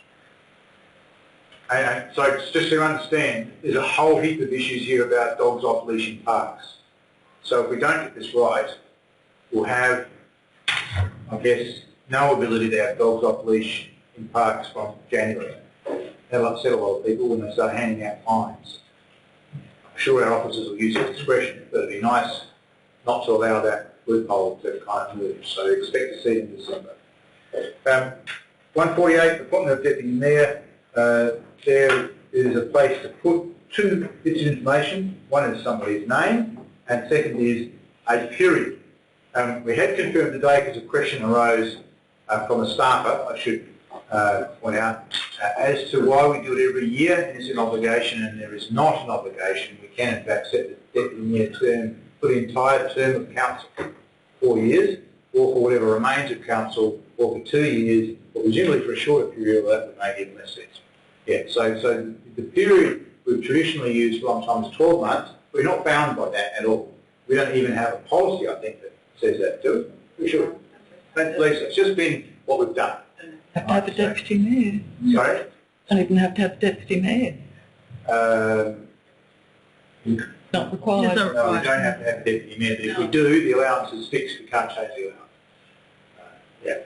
Okay, so just so you're aware of that, those things are very important. We don't have a deputy mayor. If we do, it can be for whatever period we choose up to the end of this council's term. Now, do I have a nomination off the bat, or do I need to suspend the procedures, Councillor Harris? And I can speak, I think, I believe. Absolutely, you can if you're moving something. Yeah. Yes, what are you moving? Nominating? He can nominate himself. Okay. I'm sorry, I'll just say, all right, you have a nomination. Yeah. And then Well, I was going to, you've thrown me around. I was going to nominate Councillor Groot again. you were going to, but you're not now. Well, I was going to recommend it and I thought it fitted into the thing, so... I'll be reminded out of my left ear that I should ask for nominations in case of more than one, which means an election. So you're nominating Councillor Groot. Councillor Groot, do you accept the nomination? Okay, so we have one nominee. Do we have any other nominations? I'll wait a suitable period of time. That's enough. Thank you. There's only one nomination. There being no others, Councillor Harris, if you wish to move that way, and before you say yes, have you thought about it, period? Oh, I wish you didn't ask me that question because I could be pretty fair. There's not. I'd like to move the recommendation, which is Councillor Marsh Group be appointed for the position of Deputy Mayor for a period of 2 years. And my reason of so doing this is because a couple of new people have come on council, and I believe it still leaves a year at the end that gives an opportunity for these people in particular, or even us that are still here, but not still here, us that are here that have been here longer can still nominate. So I think I'd like to move it with the 2 years. And the reason I was actually nominating without asking Councillor Grew or Deputy Mayor Grew currently, the position is a couple of times you've now been away during his period of time and various other things, and I've been very impressed, and residents have made quite a few comments of how he's doing the job and what he's doing towards it. And so I would, I'd even change the letters that people send to me to say I'm doing a good job. I'll change it and put his name. So I believe he should be doing it, and I believe it should be 2 years. That's the only difference. Okay, thank you. So moved by Councillor Harris, Councillor Group, and for 2 years to November 2017. Can I just get the words correct? The period of 2 years is okay? Or we should put a date?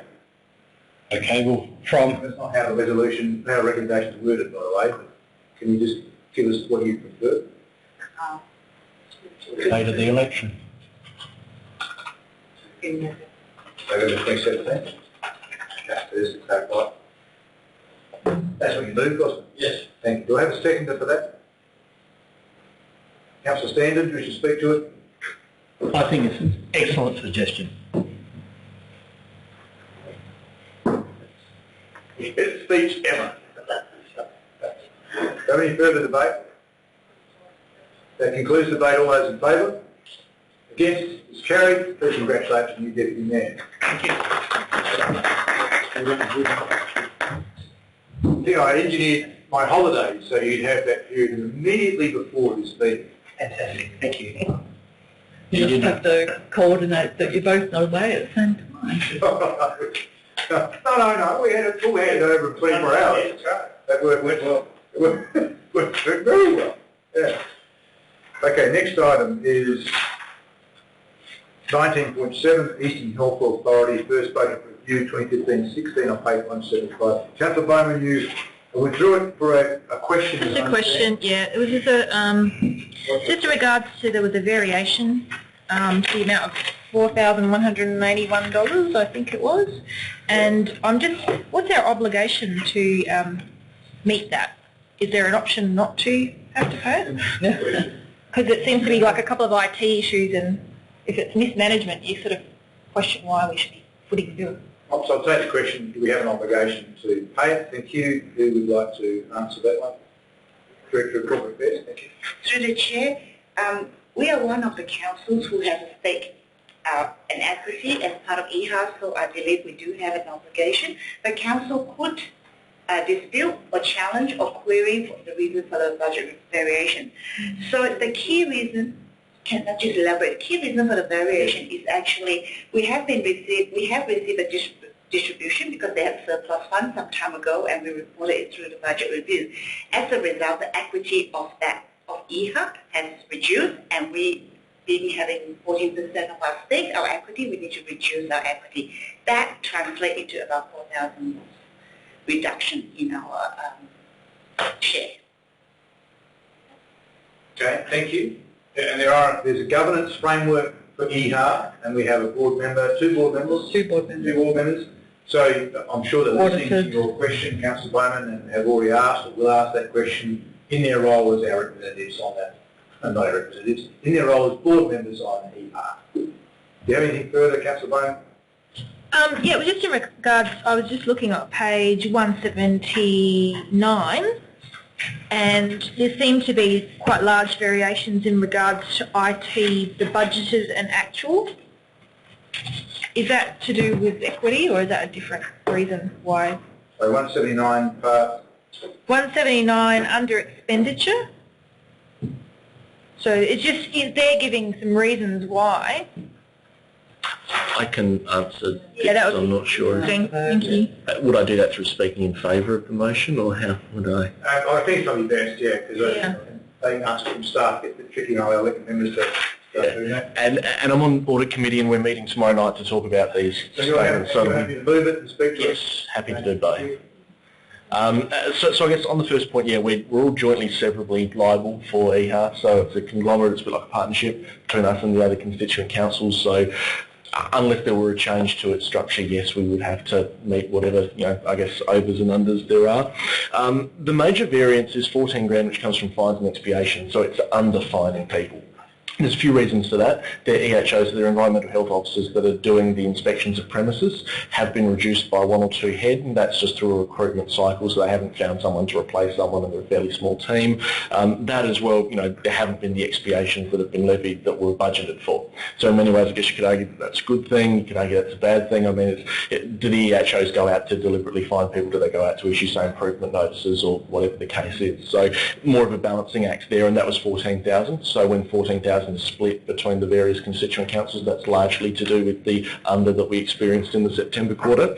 The IT support one is an interesting one, and it's one that we've received a briefing on at the last board meeting, so it is quite substantial material for the organisation. EHA is quite small, really, and to sum up the issues as they've been explained to us is that they had a very big and powerful system using VDI, so virtual desktops, so it was around there being very smart servers and quite dumb, I guess, host computers, and the brain power is pushed from the server to the host computer. It required an inordinate amount of skills and expertise to run. EHA didn't have it. It wasn't really the right fit for the organisation. So what they've had to go and do is go in and replumb the organisation now, get a different IT provider in to service their needs. There is talk of cost recovery for that. So the full budget variation hasn't yet been explained and hasn't yet finished. So we'll see this in the September quarter, which is what we're looking at now. We'll also likely see it in the December quarter, but after that, hopefully there'll be a budget variation and potentially some cost recovery, depending on what action EHA chooses to take against the provider of the initial VDI solution. So, and all of that is still at the moment in discussion. So that's broadly speaking the IT issues that have been uncovered, but the September budget variance, that 14,000 is largely due to fines and expiations falling under budget that we had estimated would come in for income. Thank you. Do I have a seconder? Yes, being the other board member, as we said, we receive quite detailed information on this, and we've had as Councillor Tallis said, we've had a specific meeting on this, and a particular briefing around the IT and the issues there, and we're on the best course available given the circumstances to redress those issues. Yes, this is really like we have a council when we have different budget so put to us depending on what time of the year they come in and what's happening in that particular quarter. And so you'll find, like the previous one, we had a surplus to distribute this time because of Council has explained, we've now got a small deficit, and then come to the next one, it may be different again. So that's just the nature of the cyclic nature of financial reporting and budgets. Okay, thank you. Councillor Barnum, do you have anything further? Any further debate? Concludes debate. All those in favour? Against? It is carried. Thank you. Next item withdrawn was 19.9, North Adelaide Footy Club rental fee review. There are 3 options, page 201. We need to choose one or come up with another.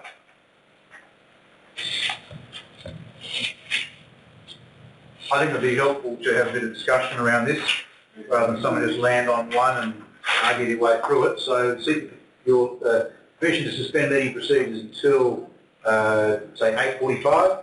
All those in favour? Against? It's carried. Does anybody have a really strong view on this? I think that is a no. Does anybody have a suggestion? I have a view. It's not a particularly strong view. It's a view that market rent reviews only occur in 5 years. So this is effectively a once in a 5 year opportunity to review the rental to indeed increase the rent. I'm not saying I'm advocating for that, but I think it's really important part of the puzzle. We can only increase by CPI on the other 4 years. The 5th year we do a market rent. So if we don't go to market rent review, which is probably the most palatable from a community sense, then we won't have another chance until that will be the next council who will have an opportunity to put market rent increases, because it won't happen until 2021 presumably. Is that right, Jenny? Sorry, 2020. 220, yeah, right. So we'll only get an increase by CPI. So we lock that rent in next week for 5 years. I just think it's a point that's probably worth mentioning. Yep. Any other views, Alice? I just wanted a bit of clarity on the sort of rental terms. So at the moment they're paying X amount, but I was a bit concerned about the way that they're using the building for the gym and that the building's actually not coping with it. And I don't know if the rental agreements and the amount they're paying are kind of two separate things. I don't know if that's... So for example, if you're renting a premises, you're renting, using the building in a certain way and it's got a certain wear and tear, but at the moment they're using the building not for the way it was intended. Well, that's not correct. It was designed to be a gym, convertible to a function room. So the designers are supposed to have designed it to suit it being used as a gym. If it's not coping, and this has been contentious in the past, it is not necessarily the fault of the tenants, because they are using it for the purpose they always intended to use it. That's what he told us at the briefing. Just to go a little bit further on that, because some of the people haven't followed the goings-on of the master plan, I suppose, of doing it. They've used it for what they're supposed to use for it, because if we hadn't been lucky enough to get into the second lot and the third lot, the rest of the building would have been used for other purposes. People like the councillors here that go to the football would have kept an air conditioning in that room instead of having it pulled out of the wall 5 years ago, because we were going to do something with that room, and then on a hot day we get hot. So when we come back, I'm going to move the first one and go down that track and explain it a bit if you want. So that would be the maximum? Yeah. Okay.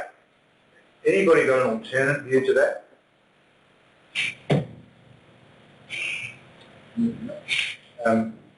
I had asked Greg before, and I'm not sure if he's had time to have a look at it, about the costs of us servicing the Oval, which is relevant, might sound relevant, but that's actually how the original lease deal was established. It wasn't built value, a bit hard, because they paid for the buildings to be built, not us.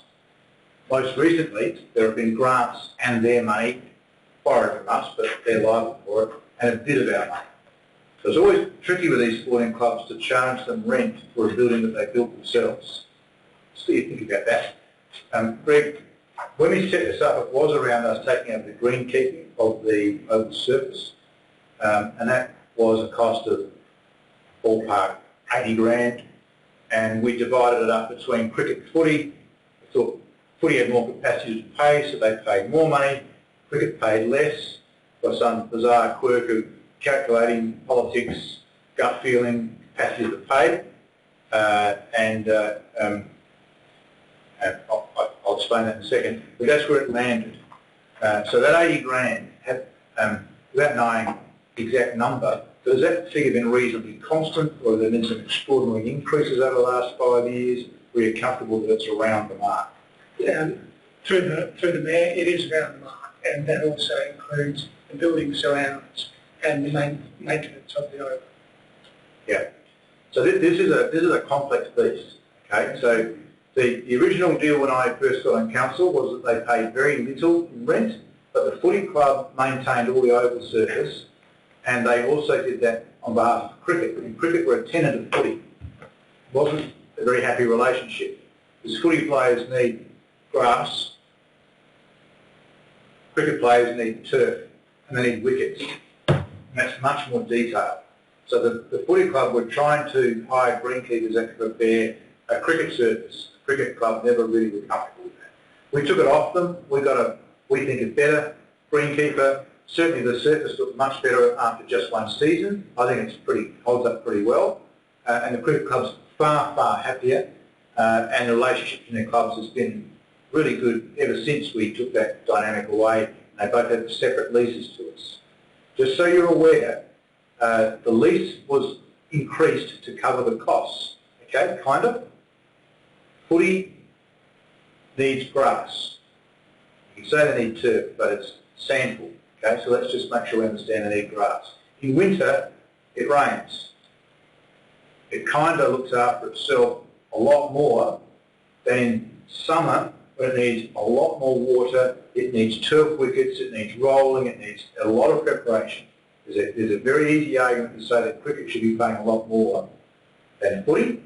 The reason they don't is because cricket have very limited capacity to raise money and footy have 80 voting machines. Okay, so just so you've got that historic context, it's really, really important. Because I've read the valuation. I'm in this game. The valuer refers to not the capital value of the buildings, not to the land value of the site, not to the land value times by 6 months rather than 12 months. The valuer refers to other ovals leased from other councils. If you read the valuation report, it's all over the place because some councils provide the oval surface free and give the club some cash. Others charge a fee like us. So the valuer's gone, well, this is all pretty hard. They're not leasing it like it's a residential housing estate. Can't be. They're leasing it like an oval. The only comparable facilities are other councils leasing to other sandful clubs. And we think the best one is on the Paringa, so we've had a look down there, and in comparison we think the market value is around this. So understand the context of the valuation. So I'm okay with the suggestion, but I'm probably uncomfortable that it doesn't bear relation to the greenkeeping fees, which appear to have been reasonably constant, and CPI is probably doing the job. Okay? So what do you think is fair? And also, we just had the club come while I was away, and you asked me for some consideration of changes. I'd near that, no? I probably think the maximum is probably not appropriate, and we've struggled to justify it on grounds other than the valuation report. It's not relevant to how we structured the lease in the first place. I know we're not in the proper thing yet, and I did sort of say something. I'm glad I've read down here everything you just said to help me make my decision. You know, I'm not sure what page it was on, but I'm glad I read it. I'm taking on board that, and so I might end up changing. I'll never say I'm wrong, but I might change. But I want to really take on board too what Mark said when he made his comments about you can have a one-off raising the money, then the rest will be the CPI. And I feel to get over that, you don't have to have the CPI, you can have nothing. So we should have something to start. It's too late to come back the second round because there won't be a second round. All those other 4 years will be the lower. Maybe then it shouldn't be that first amount, but I believe then the 464 is too low because I do take on board half of those things that I realised beforehand, what you said, particularly with Greg's crew down there and the grounds around and those sort of things. Why there's CPI business, there's the wages of those people that look after, and I'd have to look over to Greg at here and he might look up, you know, through their EBAs, not a 1.2, it's about a 3% sort of stuff, they're rising their EBA. So there's that difference that comes into that sort of CPI, the way of looking after it, and we've started to get that oval from when people first used to go there and the dust would blow over you. I think there's a heck of a lot of improvement that's come. Been a lot of fight between the cricket and the football, and we've been sidelined to it about the turf, you know, during the summer and that sort of stuff. But the way they will pay for it is their members, okay, quickly, their members that will be the ones that pay for it because there'll be an increase that comes out of their dues and that, well then maybe their players and their coaches will lift their game and North will start winning some games because if they win they'll get the people back and it will help pay for it. I looked at that 3,950 plus the GST and I look at the one underneath that's 464. I believe maybe the 464 could be doubled as opposed to anything that's there. I don't know any guidance on that, but... Yeah, thank you for that. We're out of time. Does anybody else wish to make a comment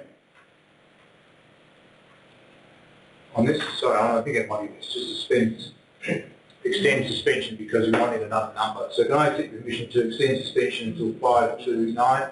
Was in favour? Against? Carried. Thank you. Yeah, I'd probably pick something in the middle that's okay. I'm trying to find the percentage that's used to get to the CPI increase, but I just can't find it on the page. Can someone locate that for me? The CPI should say 1.2, even though it's noted on recommendation 2 as 1.02. That should really read 1.2. 1.2%. Okay. That's correct. And I think Alan's comment's really interesting. Sorry, I'll get to you in a second, Monica, about the wages increase is 3.5%. Greg, is that the outdoor staff? Is that what they're on? It's about, they're on about, this agreement talks about 3%. 3%. Okay. So twice as much as, or a bit more than twice as much as the 1.2% regular. Yeah. And most of the 80 grand is probably labour. It's just a bit of fertiliser and a bit of water. It's mainly labour. Mainly labour. Okay. Thank you. Sorry, Monica. No, I kind of taken both your points into consideration. And I get that the 3,900 is too much, but I think the 464 is way too little. But halfway, not $800, but something about $1,500. I think that would be more than fair. So can I just test that? $1,500 should make it 41,000. Is that correct? 1,500 or thereabouts. The current fee is 39,508.77. I do not understand. What was that figure, sorry, Jenny? It's on page 202. So 39,508.77 cents. That is the right now. That is the lease fee. My understanding is. Yeah. So if it's plus, say, 1,500, which is an arbitrary amount, more than CPI, more like our wages kind of increase, which is commensurate with the greenkeeping fees, that takes it to about 41,000 is my rough adding up. Or even $2,000. Make it an even. I'm just trying to test that amount. Is that about 3.8% increase. about 3.8? Yeah. So, Matt? Yeah, can I just suggest, rather than trying to land on a dollar figure, you work to the percentage, base the percentage on the biggest cost that is incurred, which will be the labour increase, and if it's a 3% labour increase cost, then that's probably the easiest way to justify to the price. That would be fair enough. Yeah, so let me just test what that is, Judy, can you check? We had 3%. 39,508 plus 3% is 40,693. Is that correct? 40,694. Yeah. 694. 3%. Okay, yours is a dollar extra. I'm comfortable with that. I think we can justify the club. Thank you, acting CEO. That makes sense because you'll be talking to them. Has anybody got a contrary view? Just a question. So just doing some quick maths here, we've increased it by 2% year on year, it looks like, since 2012. Is there a reason we're going to 3 this year, as in the 1% extra increase this year? I would suggest that we probably shouldn't have put CPI in the lease agreement. We probably should have put the local government CPI index in there, which is reflecting our costs. But we're stuck with what's in the agreement, which is the general CPI rate. Is that correct? Correct. Currently, the local private rate is very high. Yeah, this year, but in previous years, about 1%. It's been about 1% higher. So. But all I'm saying is on that table, paragraph 510, the fees since 2012, that CPI, it's gone up by 2%, just doing the maths. We're at 3% now that's just because this year CPI's gone up some more? Is that Sorry, if we'd done it to our local government CPI, which is covering our greenkeeping costs, it wouldn't have gone up 2%, it should have gone up 3 to 3.5% in those previous sure. years. Yeah. This year is the first, since I've been in local government, and Christina Allen's been around longer than me, the first time I've seen the local government CPI number very close to the general CPI number. Yep. Okay. All previous years it's been 1.5% higher. Is that your memory as well? It is, because I've argued it on sites. When they use the ordinary CPI, it's not a real one. Even councils have got higher ones. A lot of ours is like in petrol, and that for fleet. Bitumen, concrete. Labour. Yeah, labour. Yeah. Okay, so we've got a suggestion that it's 3% as a number. That turns out 40,694. Does anybody have a contrary view, or call us back and get someone moved that way? I just want to tease out, it seems to me it's a very crude way of using CPI to claw back our costs on the green, the keeping of the greens, when, and we've already got that in the lease, haven't we? It's not a fixed cost in the lease about how much it is or anything. We pay for that. That's the outright cost for us. That's our contribution, and that's what's in the lease. But So greenkeeping is our cost? yeah. We set a number with the footy club, which we argued was kind of reflective of their portion of the greenkeeping costs, but they have no relationship to each other financially, other than that initial agreement. All right.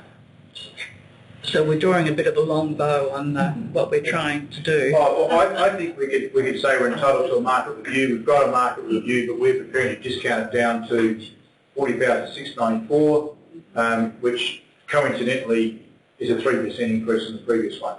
In terms of complying with the lease conditions, I think we'd have to couch it like that. Does that make sense? Yep. Yep. Yeah, all right. I'm just thinking about how we word that, acting CEO. Yes. Yeah, good thing you're here. How would we word that? Are we entitled just to set another amount at this market review time?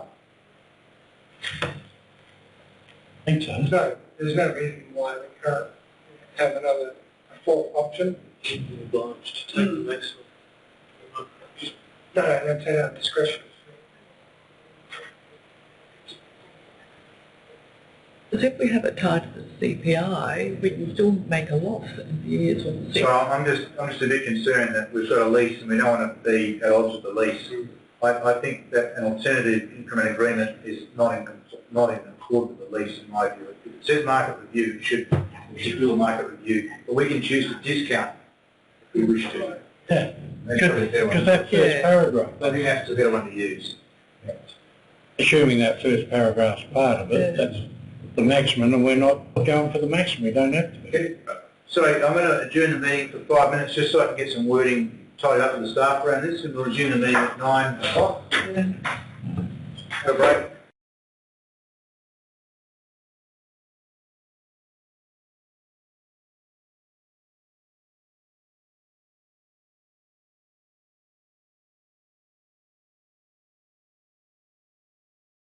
Thank you for adjourning. Coming back at 9 o'clock. That goes to the time to just finesse that. You'll see on your screens very soon the alternate recommendation, and just for the purposes of following our procedures, and ask if anybody wishes to move any of the first 3 options. No? Does anybody wish to move option 4? Councillor Harris has got his hand up. I think the wording covers it. Refers to the market review, which is the process in the lease, but it says we're discounting it to 3%, which equates to the number we just discussed, which is an increment of 1185. The math adds up, doesn't it, Jimmy? Perfect. Can I ask one question before I do move it? Sure. The last bit before reverting to the CPI So that ties us into definitely then having the CPI, isn't it? We can't. Yeah, so staff asked this question. I think to change to local government CPI would constitute a variation to the clauses of the lease. That's a separate matter. We could jam it in here and try it on, but I just don't think that's right. That should be if we want to do that, it should be a separate discussion. In essence, it's a question about all of our leases and use of CPI. We should really say to the staff, shouldn't this be blanket? That it's local government CPI, not just this one lease. Sorry, that's a long answer. Yeah, no. You happy to move that? Yes. Should you speak any further? Yes, I just very briefly, it will come a concern to any club, particularly North Adelaide Football Club, as others, when anyone asks for any extra. But I believe this council, the effort we've been putting in, assisting them in the whole looking after the grounds, that's not just the grass, the area around, the car parking, all those various things. I feel comfortable of asking the club for that. I feel a lot more comfortable if they win a lot more games this year, and I know they will, and we'll start to bring our red and white out of the cupboard. So I feel fairly comfortable that we will be given, our staff and other people around will be given that service that will cover that increase. So I hate to have any increase for any club, but I'm happy to move it as it is. Okay, thank you. Do I have a seconder? Hang on. I thought you all put your hand up once. Do I have a seconder? Councillor. Oh, no. Hello. Who's just been put it all? Thank you. Do you have any further debate? No, that being the case, conclude debate. All those in favour? Against? Carried unanimously. Thank you. Excellent. All good?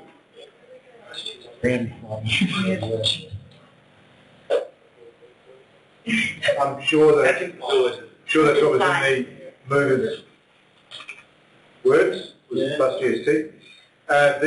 Next one pulled out was 1910, results of community consultation at St Helens Park, page 225. Council group declared an interest, but choosing to start go. And we had some options in this one as well, so we need to work out what we do with the options. Here. And just to remind councillors, by way of preface, we normally provide a 9-year lease at 3 + 3 + 3. Pretty much everywhere we do leases, I think that's pretty right, generally. With this one, there was a suggestion that came from elected members that why don't we tie this lease to the Education Department in with the lease to the library where we're being tossed out. We thought they might be strategically helpful. It seems things have moved on a little. It's whether we think it still has some relevance to us and whether we think we should use that or just revert to a 3 + 3 + 3. Again, I might suspend meeting procedures to get a view because there's options. So your permission to suspend meeting procedures until 9:20. All those in favour? Against? Carried. Anybody got a view either way? Option 1.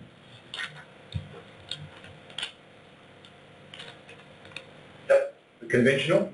Yeah, I don't think we use kids' education as a political to make school political points. I think we just keep going. It's a great asset to the community. Lots of kids being educated there. Just leave them there. Okay, thank you. Any other views?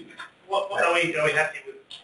Happy with the performance of the current management? It's still well subscribed and popular place, and is offering them a 3 + 3 + 3, helping them put in place some strategic goals, or is it just kindergarten and kids go there and they have fun and they fall over it so they can get up and move on? So what's the... Well, it's a good question. I don't know whether the staff can answer, but from my interaction with it at the community level, it's an excellent kindergarten, it's highly regarded. It does a great job. We have fair next door, and all the places are asked to do banners and decorate, and St Helens always does extraordinary things to join in the fun. So they look really engaged, really well engaged with the community as far as I can see. It's not a stellar facility, but seem to spend money on these things, and neither do we, quite frankly, as a landlord. So I pass no judgment on them in terms of that. They've done some improvements, but they're not about to rebuild it, if that's what you're thinking. No, I just wanted to make sure that we were happy with how it was going. I've heard no unhappiness. Just check with the staff if there's any... I don't go to those sentiments. I hear nothing but positive. I'm happy to support option 1. Okay. Okay. Anyone to the contrary to option 1? No, that's all right. That's all pretty clear. I'll call this back in. Does anybody wish to move item 1, and what is currently 3 would become 2, and what is currently 2 would disappear? Is that correct? I read that correctly? Yes. Yep. Anybody wish to move items 1 and 3, what become 1 and 2? Councillor Barnett, wish to speak to it? No, I just think it's following from Councillor Monica Lee. My kids, Councillor Lee. Councillor Monica Lee. Anyway, yes, look, even when my kids went there many years ago, and I think the ringing endorsements, you know, it's just kept on being a really lovely place to have your kids, and you know, as a lot of them point out, it's in a lovely setting. You know, quite often the envy of some of the others, you know, around the place. But and they're, yeah, it's old style and all that. But you know, if the right things happen in it, I say go for it. So I believe that way. Thank you. You have a second that? Councillor Lowe, wish to speak to it? Any further debate? All those in favour? Against, it's carried. Thank you. Next one. Item 12, condition assessment, impact on long-term financial plan. I've withdrawn this, no options. I just wanted us to be really, really sure we understand what this means, and to give everyone the opportunity to say are they happy or not happy. It's a very big change from what we've done for a long time in this council, which is when we reconstruct or resurface, we hot mix, which is a very smooth black fish. This is proposing we continue our trials and we do a spray and reseal, which is the kind of bitumen and the loose gravel, which beds into the a perfectly acceptable surface. In fact, equivalent to what is on many of our roads, because that's how they were originally built. Okay, but I want everyone to understand that is a lesser finish than we've offered for some time for resheathing. Now, I think the process that's been done in trial works really well, and it saves us money. Okay, it saves the ratepayers money. I want people to be really sure that you understand that if you don't ask a question, if you endorse it, that you say, yep, I endorse that, and you get people complaining about loose gravel and I didn't get a hot mix road, that you're able to say, I endorse it. For good reasons, da da da da. Okay, so that's why we do it. Steve, anybody got any questions about it at all? Councillor Harris? Yeah, I'll go along and agree with it. You know, hot mix one is always a better one. Quicker, it comes up with a better product and all that. But reality, the other ones. You need to stand, sorry, Councillor. We're back in session, so you need to stand. You've got a couple of brief questions. I haven't been asked that for a while because I usually don't make that mistake. I know. Oh, sorry. I will write a letter later apologising. So I'll go down with the hot mix, but I'm happy to go with this.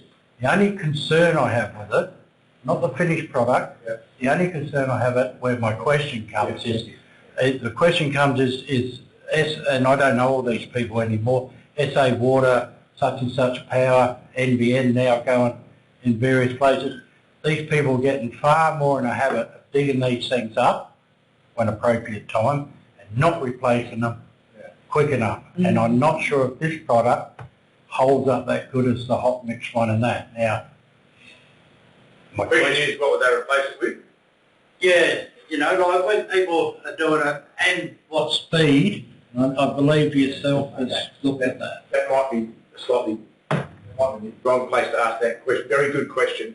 But can we just, if we do the spray seal, they dig it up. Do they put back spray seal or do they put back hot mix or we don't care or what?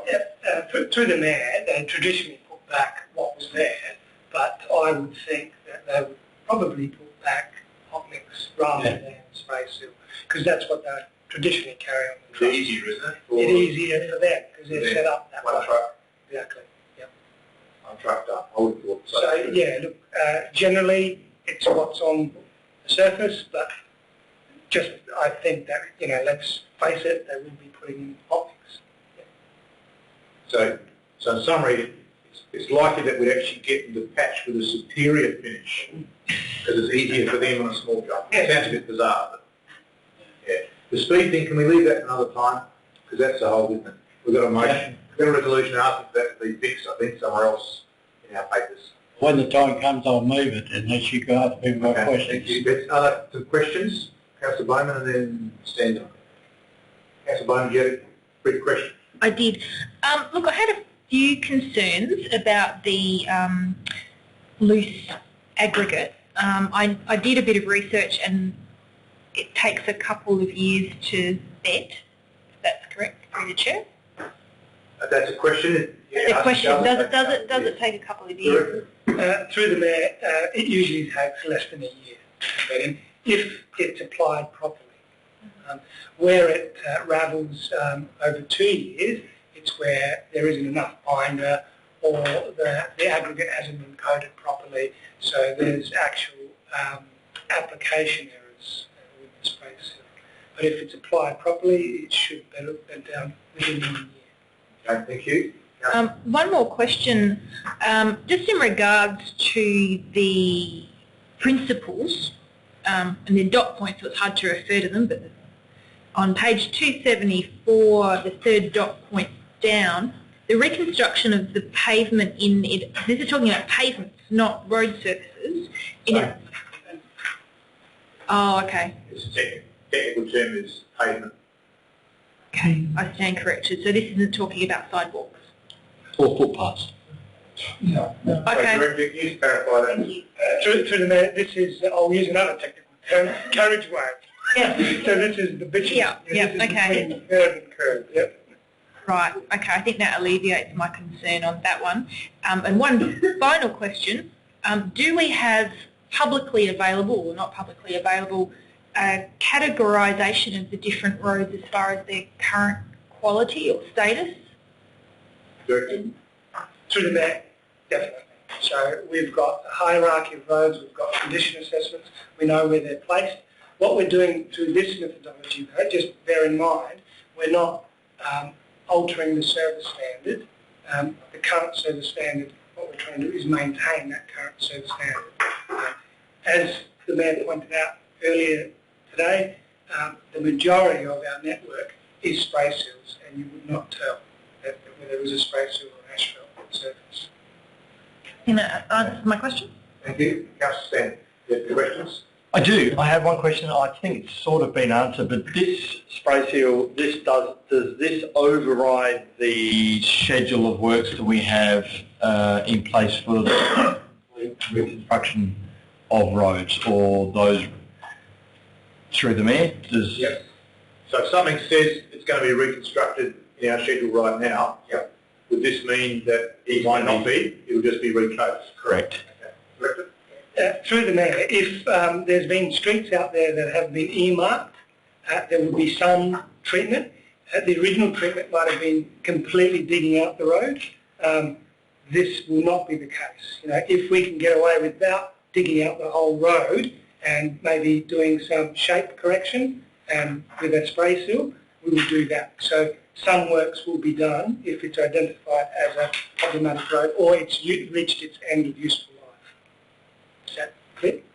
Sort of. It leaves it a little bit open for interpretation later on. Especially with roads that have been waiting for sort of 10 and 20 years, and then maybe they're not getting repair complete and just getting spray sealed again. My second question, so I'm probably going to need some clarification on which roads are going to remain completely reworked and which are going to be spray sealed. My second question is the little red underline there where it says degraded, that probably should be degraded. That seems to me a Degraded. Degraded seems like a typo to me. Yeah. ED is unnecessary. No, we're just Rated it should be. And I had a third question I've completely forgot. Oh, the third question I had was, is it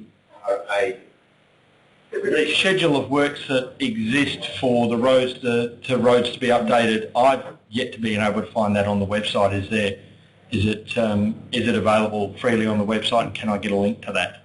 Director?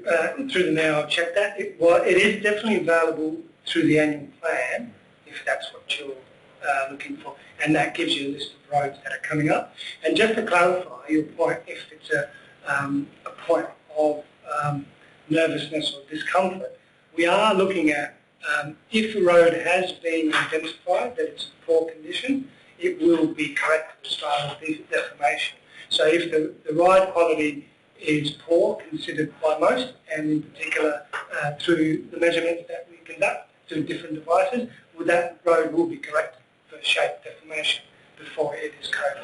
So hopefully that's answered your question around roads that are coming up for renewal. Possibly. I think the proof will be in the pudding on those. Yeah. Okay. Any further questions? Could I suggest to alleviate those concerns two things? One is, Director, it might be helpful for you to give us the next 10 years of work you're suggesting and the treatment and the roads. So we can all have a look at it and go, yay or nay. So that means you could go and look at those streets and say, I'm happy with that treatment or not. Second thing is, it's our budget and we make the decision about what happens where. We're not happy with the Director's recommendation of spray seal and we want hot mix. We simply say, tell us the extra cost. And we make a decision about whether we want to use a higher quality finish. Okay? So ultimately we have that power. What the Director's seeking to do is change the policy to save us money, and he thinks the policy will work, and for the sound of it, everyone else thinks it will as well. We can always change policy at any time, any meeting. And more importantly, how it affects our depreciation. Yes. That's the main point. Depreciation, yes. Okay. So we're always looking for savings, and service standards questioned. We do that. Here's a good example of those two things coming together. Right. But we're never locked in. We always choose to do something. Okay, if that's the case, then it looks like we need someone to move it, get on the floor. So he's happy to do that. So Councillor Harris was. Do you wish to speak to it any further? No, I'm just going to move it as it is, taking on board all the conversation we've had, and particularly the last few sentences there, when and if we look at particular roads that may need hot mix or various things, we'll do it. So I'm happy to move it as it is, because I've checked out some of this and I'm happy that side street traffic is quite good. Okay. Thank you. Have a second. Councillor Evans, wish to speak to us? Only briefly, other than to say I support it, and I think, the roads rates are rubbish at local government. I mean, we've got the roads here. What a better way to do it slightly innovatively and slightly differently. In terms of the technicality of it all, not my strong point, but the idea that we're prolonging useful lives while still giving people a great experience on the road, I think can only be a good thing. We're not talking about compromising service levels. I think it's a different way of delivering the same service better and more efficiently, and on that basis I support it. Thank you. Any further debate? That concludes the debate. All those in favour? Against is carried. Thank you unanimously. Director. Now, item 19.3, annual report is withdrawn for some minor edits. We've got a slightly revised recommendation up here, which simply says, in the end, will allow some minor administrative amendments to be made prior to publishing. So this is the missing commas, the extra E or F or something that's crept in or missing. So if someone's happy, just move that as it is. Councillor Barnett, you happy with that? Yes, and I'd just say I think it's a really great thing to read through our annual reports. It's just amazing the breadth and the depth, of all the things that we do, and I think we should be very proud of having such a great annual report and showing the great things that we do. I'm just hoping that where it says at Executive Summary 1.2, where it will be published, it just seems that we're sort of downplaying a wonderful opportunity for promotion and I'm just hoping that we have now most probably got many hundreds and hundreds of email addresses of our organisations connected with or in our city, you know, of our all the people that we contact, our residents and that, and I just thought it'd be a wonderful opportunity to send out a great big electronic email about our annual report and say, you know, this is where all your rates are going and what a wonderful city or something you live in. I'm just hoping our administration could have a look at extending where we promote it. Getting nods, and sorry, in there was a question about whether that would be possible. Thank you for asking that question. Is there any reason we can't do that stuff? Well, through Chair, from my point of view, depending on how we collected email addresses and for what purpose. So, for instance, the online panel. So it's just a privacy issue, or yeah, okay. Other than that, no technical reason. Okay, great, thank you. Go to seconder. Councillor Group, wish to speak to it? Any further debate? Please debate. All those in favour? Against? Carried unanimously. Terrific, thank you. Now on to the council diary. There's a whole heap of dates there, which I know you've read and diarised. Bring your attention to a couple of them. This Thursday we've got the terrific Prospect VIP bus tour to Lindon. How many elected members are able to join us on that? 2, 3, fantastic, okay. So this to other people looking at it would think this is a nice morning off and a lunch somewhere. I expect you'll be working hard on that bus trip. These are our sponsors. We want to make them feel good about their sponsorship investment. Want to make them feel they've got access to have a yak to us about what their issues are, so make sure you find out what they are. And we want them to feel like they're part of our family, and we want to roll that sponsorship on to the next year, of course. So we want to make them feel good about that. Equally, it's a chance to promote the city, so I expect those who are joining that you are finding out what their hot buttons are and tuning in and telling them about the things that we do that resonate with them. Okay, so it is a working trip for you. Enjoy the bits in between working. Other than that, those of you who aren't coming on, and I'm sorry you can't join us, but you've heard me just read before about sponsors. They're pretty hard to get, and I just want to make sure that we make sure we give them the best benefit we can, commensurate with their sponsorship. Brief question. Will we definitely be back by 3:30, or is that a wobbly time? If we definitely have to be back by 3:30, then I presume that's instruction. It's a wobbly time, though. We could send you back in a Is it a cab. bit wobbly? Because I could probably come if it's not wobbly. Bus could hit a train or something and you might get back. It's wobbly. Through the Chair, the intent is to arrive in accordance with the schedule. Things happen. We've been taking the bus to the Barossa for 2 years. We've got business people on board who also have obligations. Yep. Yeah, right? So I would expect to do everything we can to honour that obligation. Absolutely. Train or... Absolutely the intent. Action got aside. I've got to get to the State Theatre production that night, so... Work at 4:30. Hey. I would have thought you'd be fine. And more than, and please, if you can, I'd really encourage you to come, because the more help we can get with our task, the better. Item 20.5, the annual Prospect for Lions Club Christmas Carols.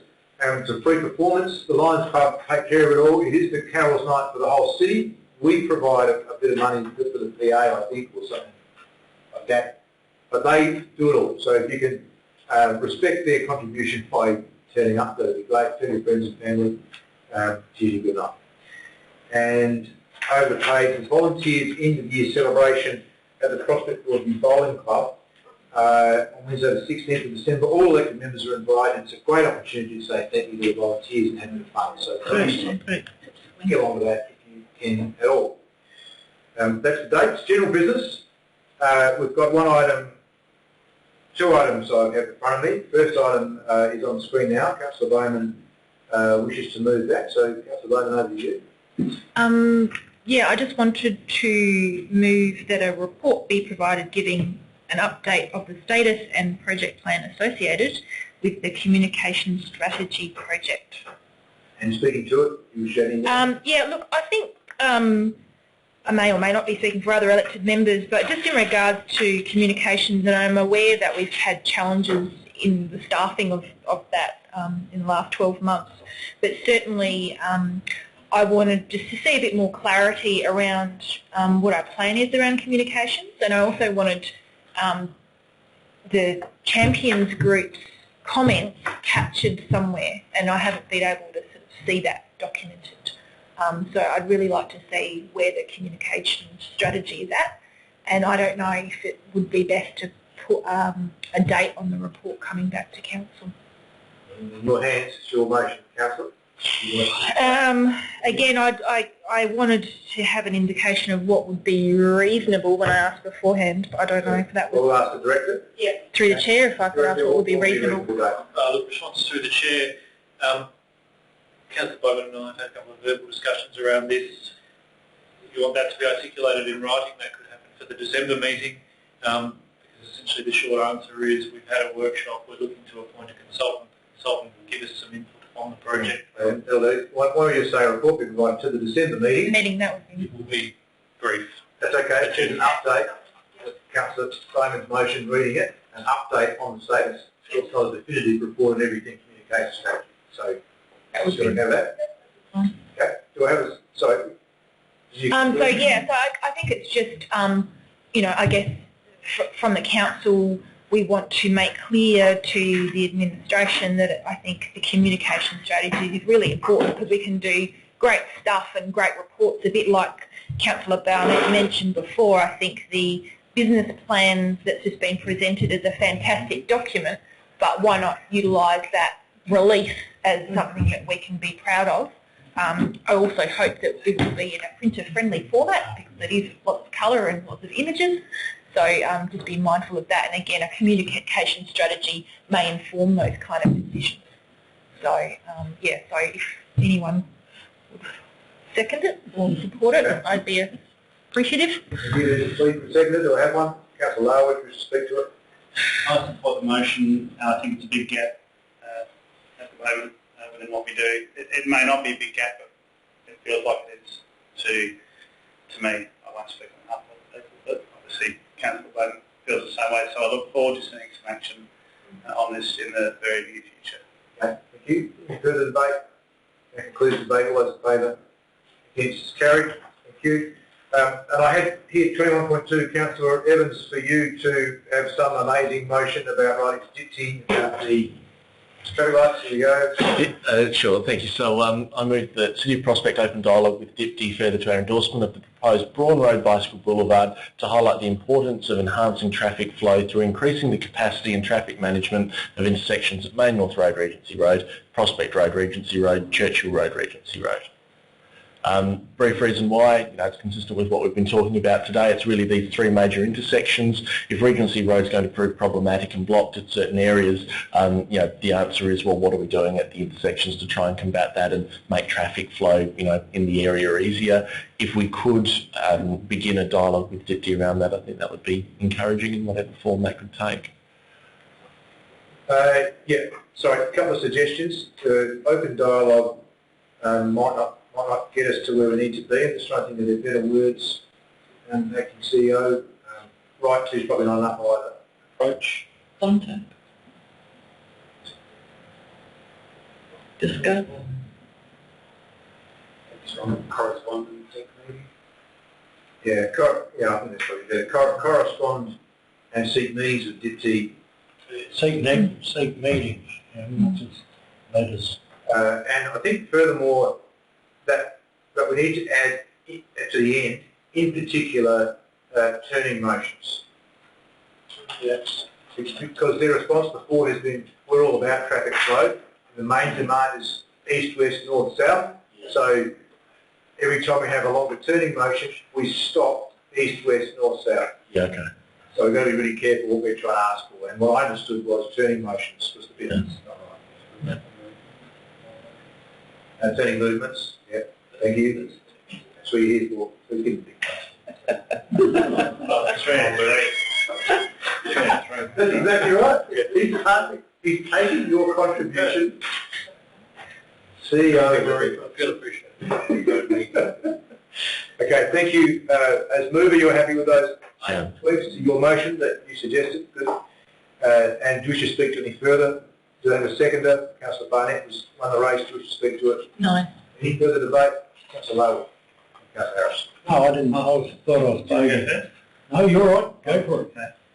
I support the motion. I'm a little concerned that it's a bit of a knee-jerk reaction to something which we discussed tonight. How does this, or does this impact our ability to negotiate with DIPTI on a range of similar issues around city prospects? Is there a priority of such things that we're already working on that this might push in front of? I'm unaware of those questions, so I guess I might ask for the Chair. Well, that's a good question. Happy, I'll put that to the Director. Through the Mayor, we're currently got a working group to talk about Main North Road Master Plan. I'm sure that would be a forum to raise this and minute it and then get some correspondence out to the members to say what they're going to do about it, because that will be raised most definitely around traffic movements, in particular around Main North Road and Regency Road. So I think there's an in there. So look, it won't take priority. I think there are some synergies with what we're doing at the moment. This is quite relevant. Just in my answer to add to that, DIPTI is a huge beast, 6,000 people, and they divide aspects of the network issues into groups. Other people call them cylinders of excellence, other people have other names for them. Right? So we saw Mr. Marr tonight from Cycling and Walking, now called some obscure name, who is a specialist in that sort of stuff, but not this sort of stuff. The Main North Road Master Plan will be the planning, kind of high-level people. This needs to get to the people who deal with flow and network flow. And they are gurus. That site will take 20 seconds longer. I can model the impact across the whole network of Adelaide. Right? This is not a new issue. We raised this 5 years ago, I reckon maybe more recently. So I think the Director's given the indication how to start the discussion, but ultimately we'll get to a different model of people than the other issues we're dealing with. So I think that makes sense. Yes, fine. And we have another question, Councillor Harris, or you? No, I thought we were voting. Sorry, no. Any further debate? Yes. Councillor Stan. I think this is a fantastic time to start this conversation. The problem isn't new. It's been there for quite a while. In the past year, it's got worse with the development of the Churchill South and Churchill North Centre. It's getting worse if we don't fix it soon. In particular, the East Ward has a huge problem going north at any time during the day. There's no natural way of getting out and travelling north. In particular, the only way you can get out is get onto Regency Road and turn north up Main North Road. There is no other way, and so the fact that we have problems at that traffic light, it's the only place that we can go. The discussion probably should have started about a year ago, but it's starting. If it starts now, that's good. But there is issues in any way going north on all those three intersections. Right. Yeah, I agree with that. Any further debate? Can I, just from the Chair, that issue is particularly important. Can I suggest that we somehow initiate a discussion about east-west connections within the city? I understand there's been some discussion about the library location, and the connections across the city are relevant to that discussion. We've always shied away from having traffic lights on side streets going into the east because we know that the people on those streets will get more traffic. But it means we have nothing. So, for instance, if you had traffic lights on Harvey Street, you could turn right at Harvey Street to go north. Right? I think the library debate might be a good chance for us to say it's related, it's not the same, but could we start having a serious discussion about that issue? Because you won't be able to cope with it all at Regency Main North. Just can't do it. It's not working now. But if you had two other places, you could help the overall problem, I think, a lot, and make it easy for people to the east to get over here, and from here to get over there, because currently it's pretty tricky. So it's not quite on this topic, but I would welcome that discussion, and I'd leave it to the staff to work out how to have that with us at some stage. Any further debate on this item? If not, I'll conclude the debate. All those in favour? Against is carried. Any further general business? Councillor Harris. Yes. Without writing something down, I'd like to just briefly say something about David Blakey, and I think apart from Christina and maybe yourself and that sort of stuff, the length of time we've known him, I've known him 30 odd years, both, well, not a member of the ALP, but within that, and he said he took there on the council as a councillor, and the way he finished his employment and all those things. I believe for the last 20 years he's always had Prospect in his heart whenever he made any decisions and took any stands, and I've seen him argue with some people that are very determined, particularly developers and that, and I'm not talking so much on that, but when we used to have it the old way, he used to know what he was talking about, and he never had fear of saying anything, and I see him as a very, very sad loss of our history. Follows a few others that died during the year from the library and places like that. It'll be improved, not back, as you said, but it'll be a very sad miss to this city. Once he finished here, he took a great interest in the wine industry, both in drinking it and, and helping to make it. I think he done a good job on the drinking. I'm not sure so much about the making, but he also played with Prue a great role in the library.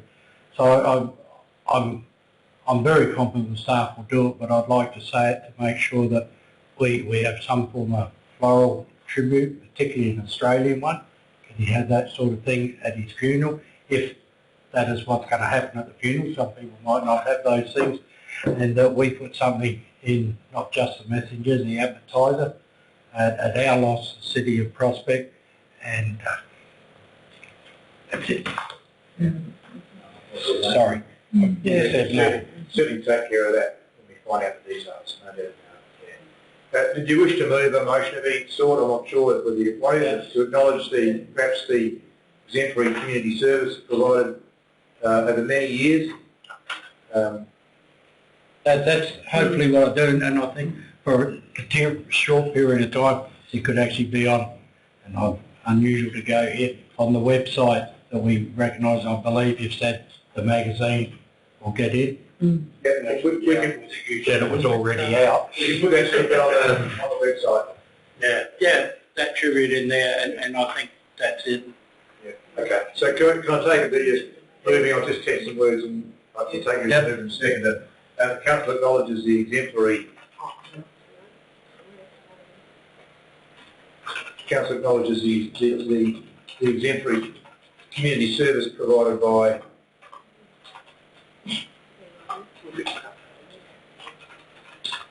community service provided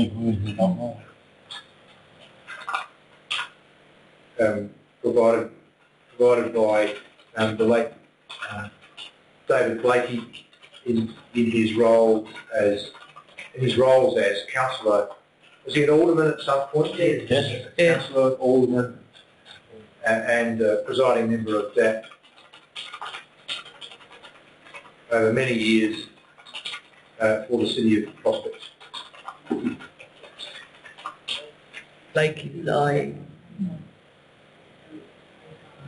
And perhaps request the Mayor to formally pass on Council's condolences to the family.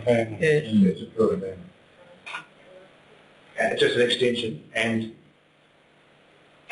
request the Mayor formally pass on the Council's condolences to Prue and the Blakey family. And I did want to add that one particularly, that if there was to be a funeral, then an Australian floral tribute. Yeah, I've got. I know you feel that. Gary, sure that. Thank you. So I'll put some words out there. You happy with those? I'm happy with that. Yeah. Christina? Yes, certainly. Just sort of striking me a bit now. It's going to be hard to be around Prospect without David. Yes, I've certainly known him Prue for well over 30 years, and involvement in not only council but other places, and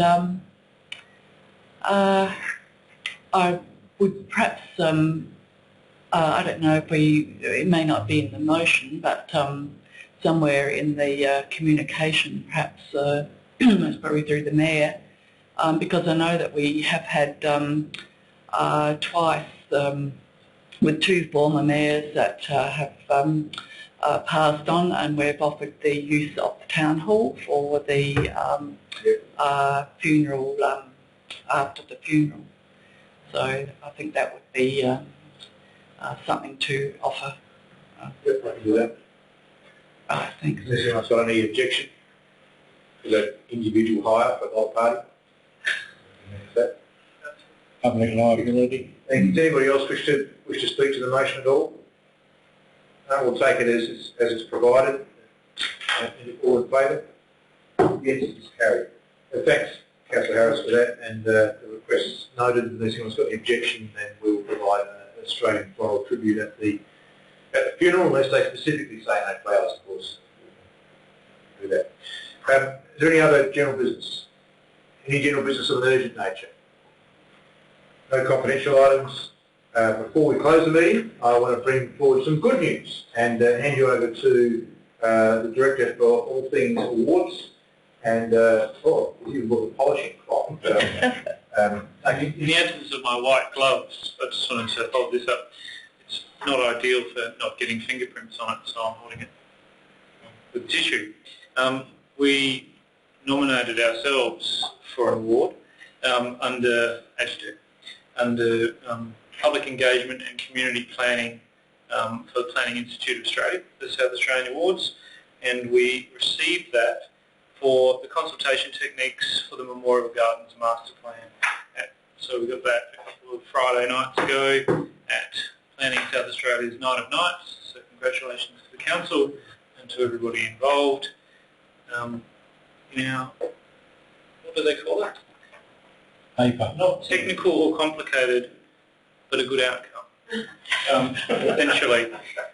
And it was simple conversations, it was smiley faces, it was kids involved, it was banners at the park, it was pop-up stalls. And it's all by virtue of making that genuine attempt to get the views. So congratulations to all. Congratulations. And if you haven't already seen the Memorial Gardens transformation, go and have a look. And I was up there on the weekend and I just thought, wow, let's revisit the debate we had about whether we should even do anything in this park, and it is radically different to where we started, and I think it's wonderful. Made you want to have children again, eh? Grandchildren, yes. Anyway, that is the last item. Congratulations again. Meeting's now closed.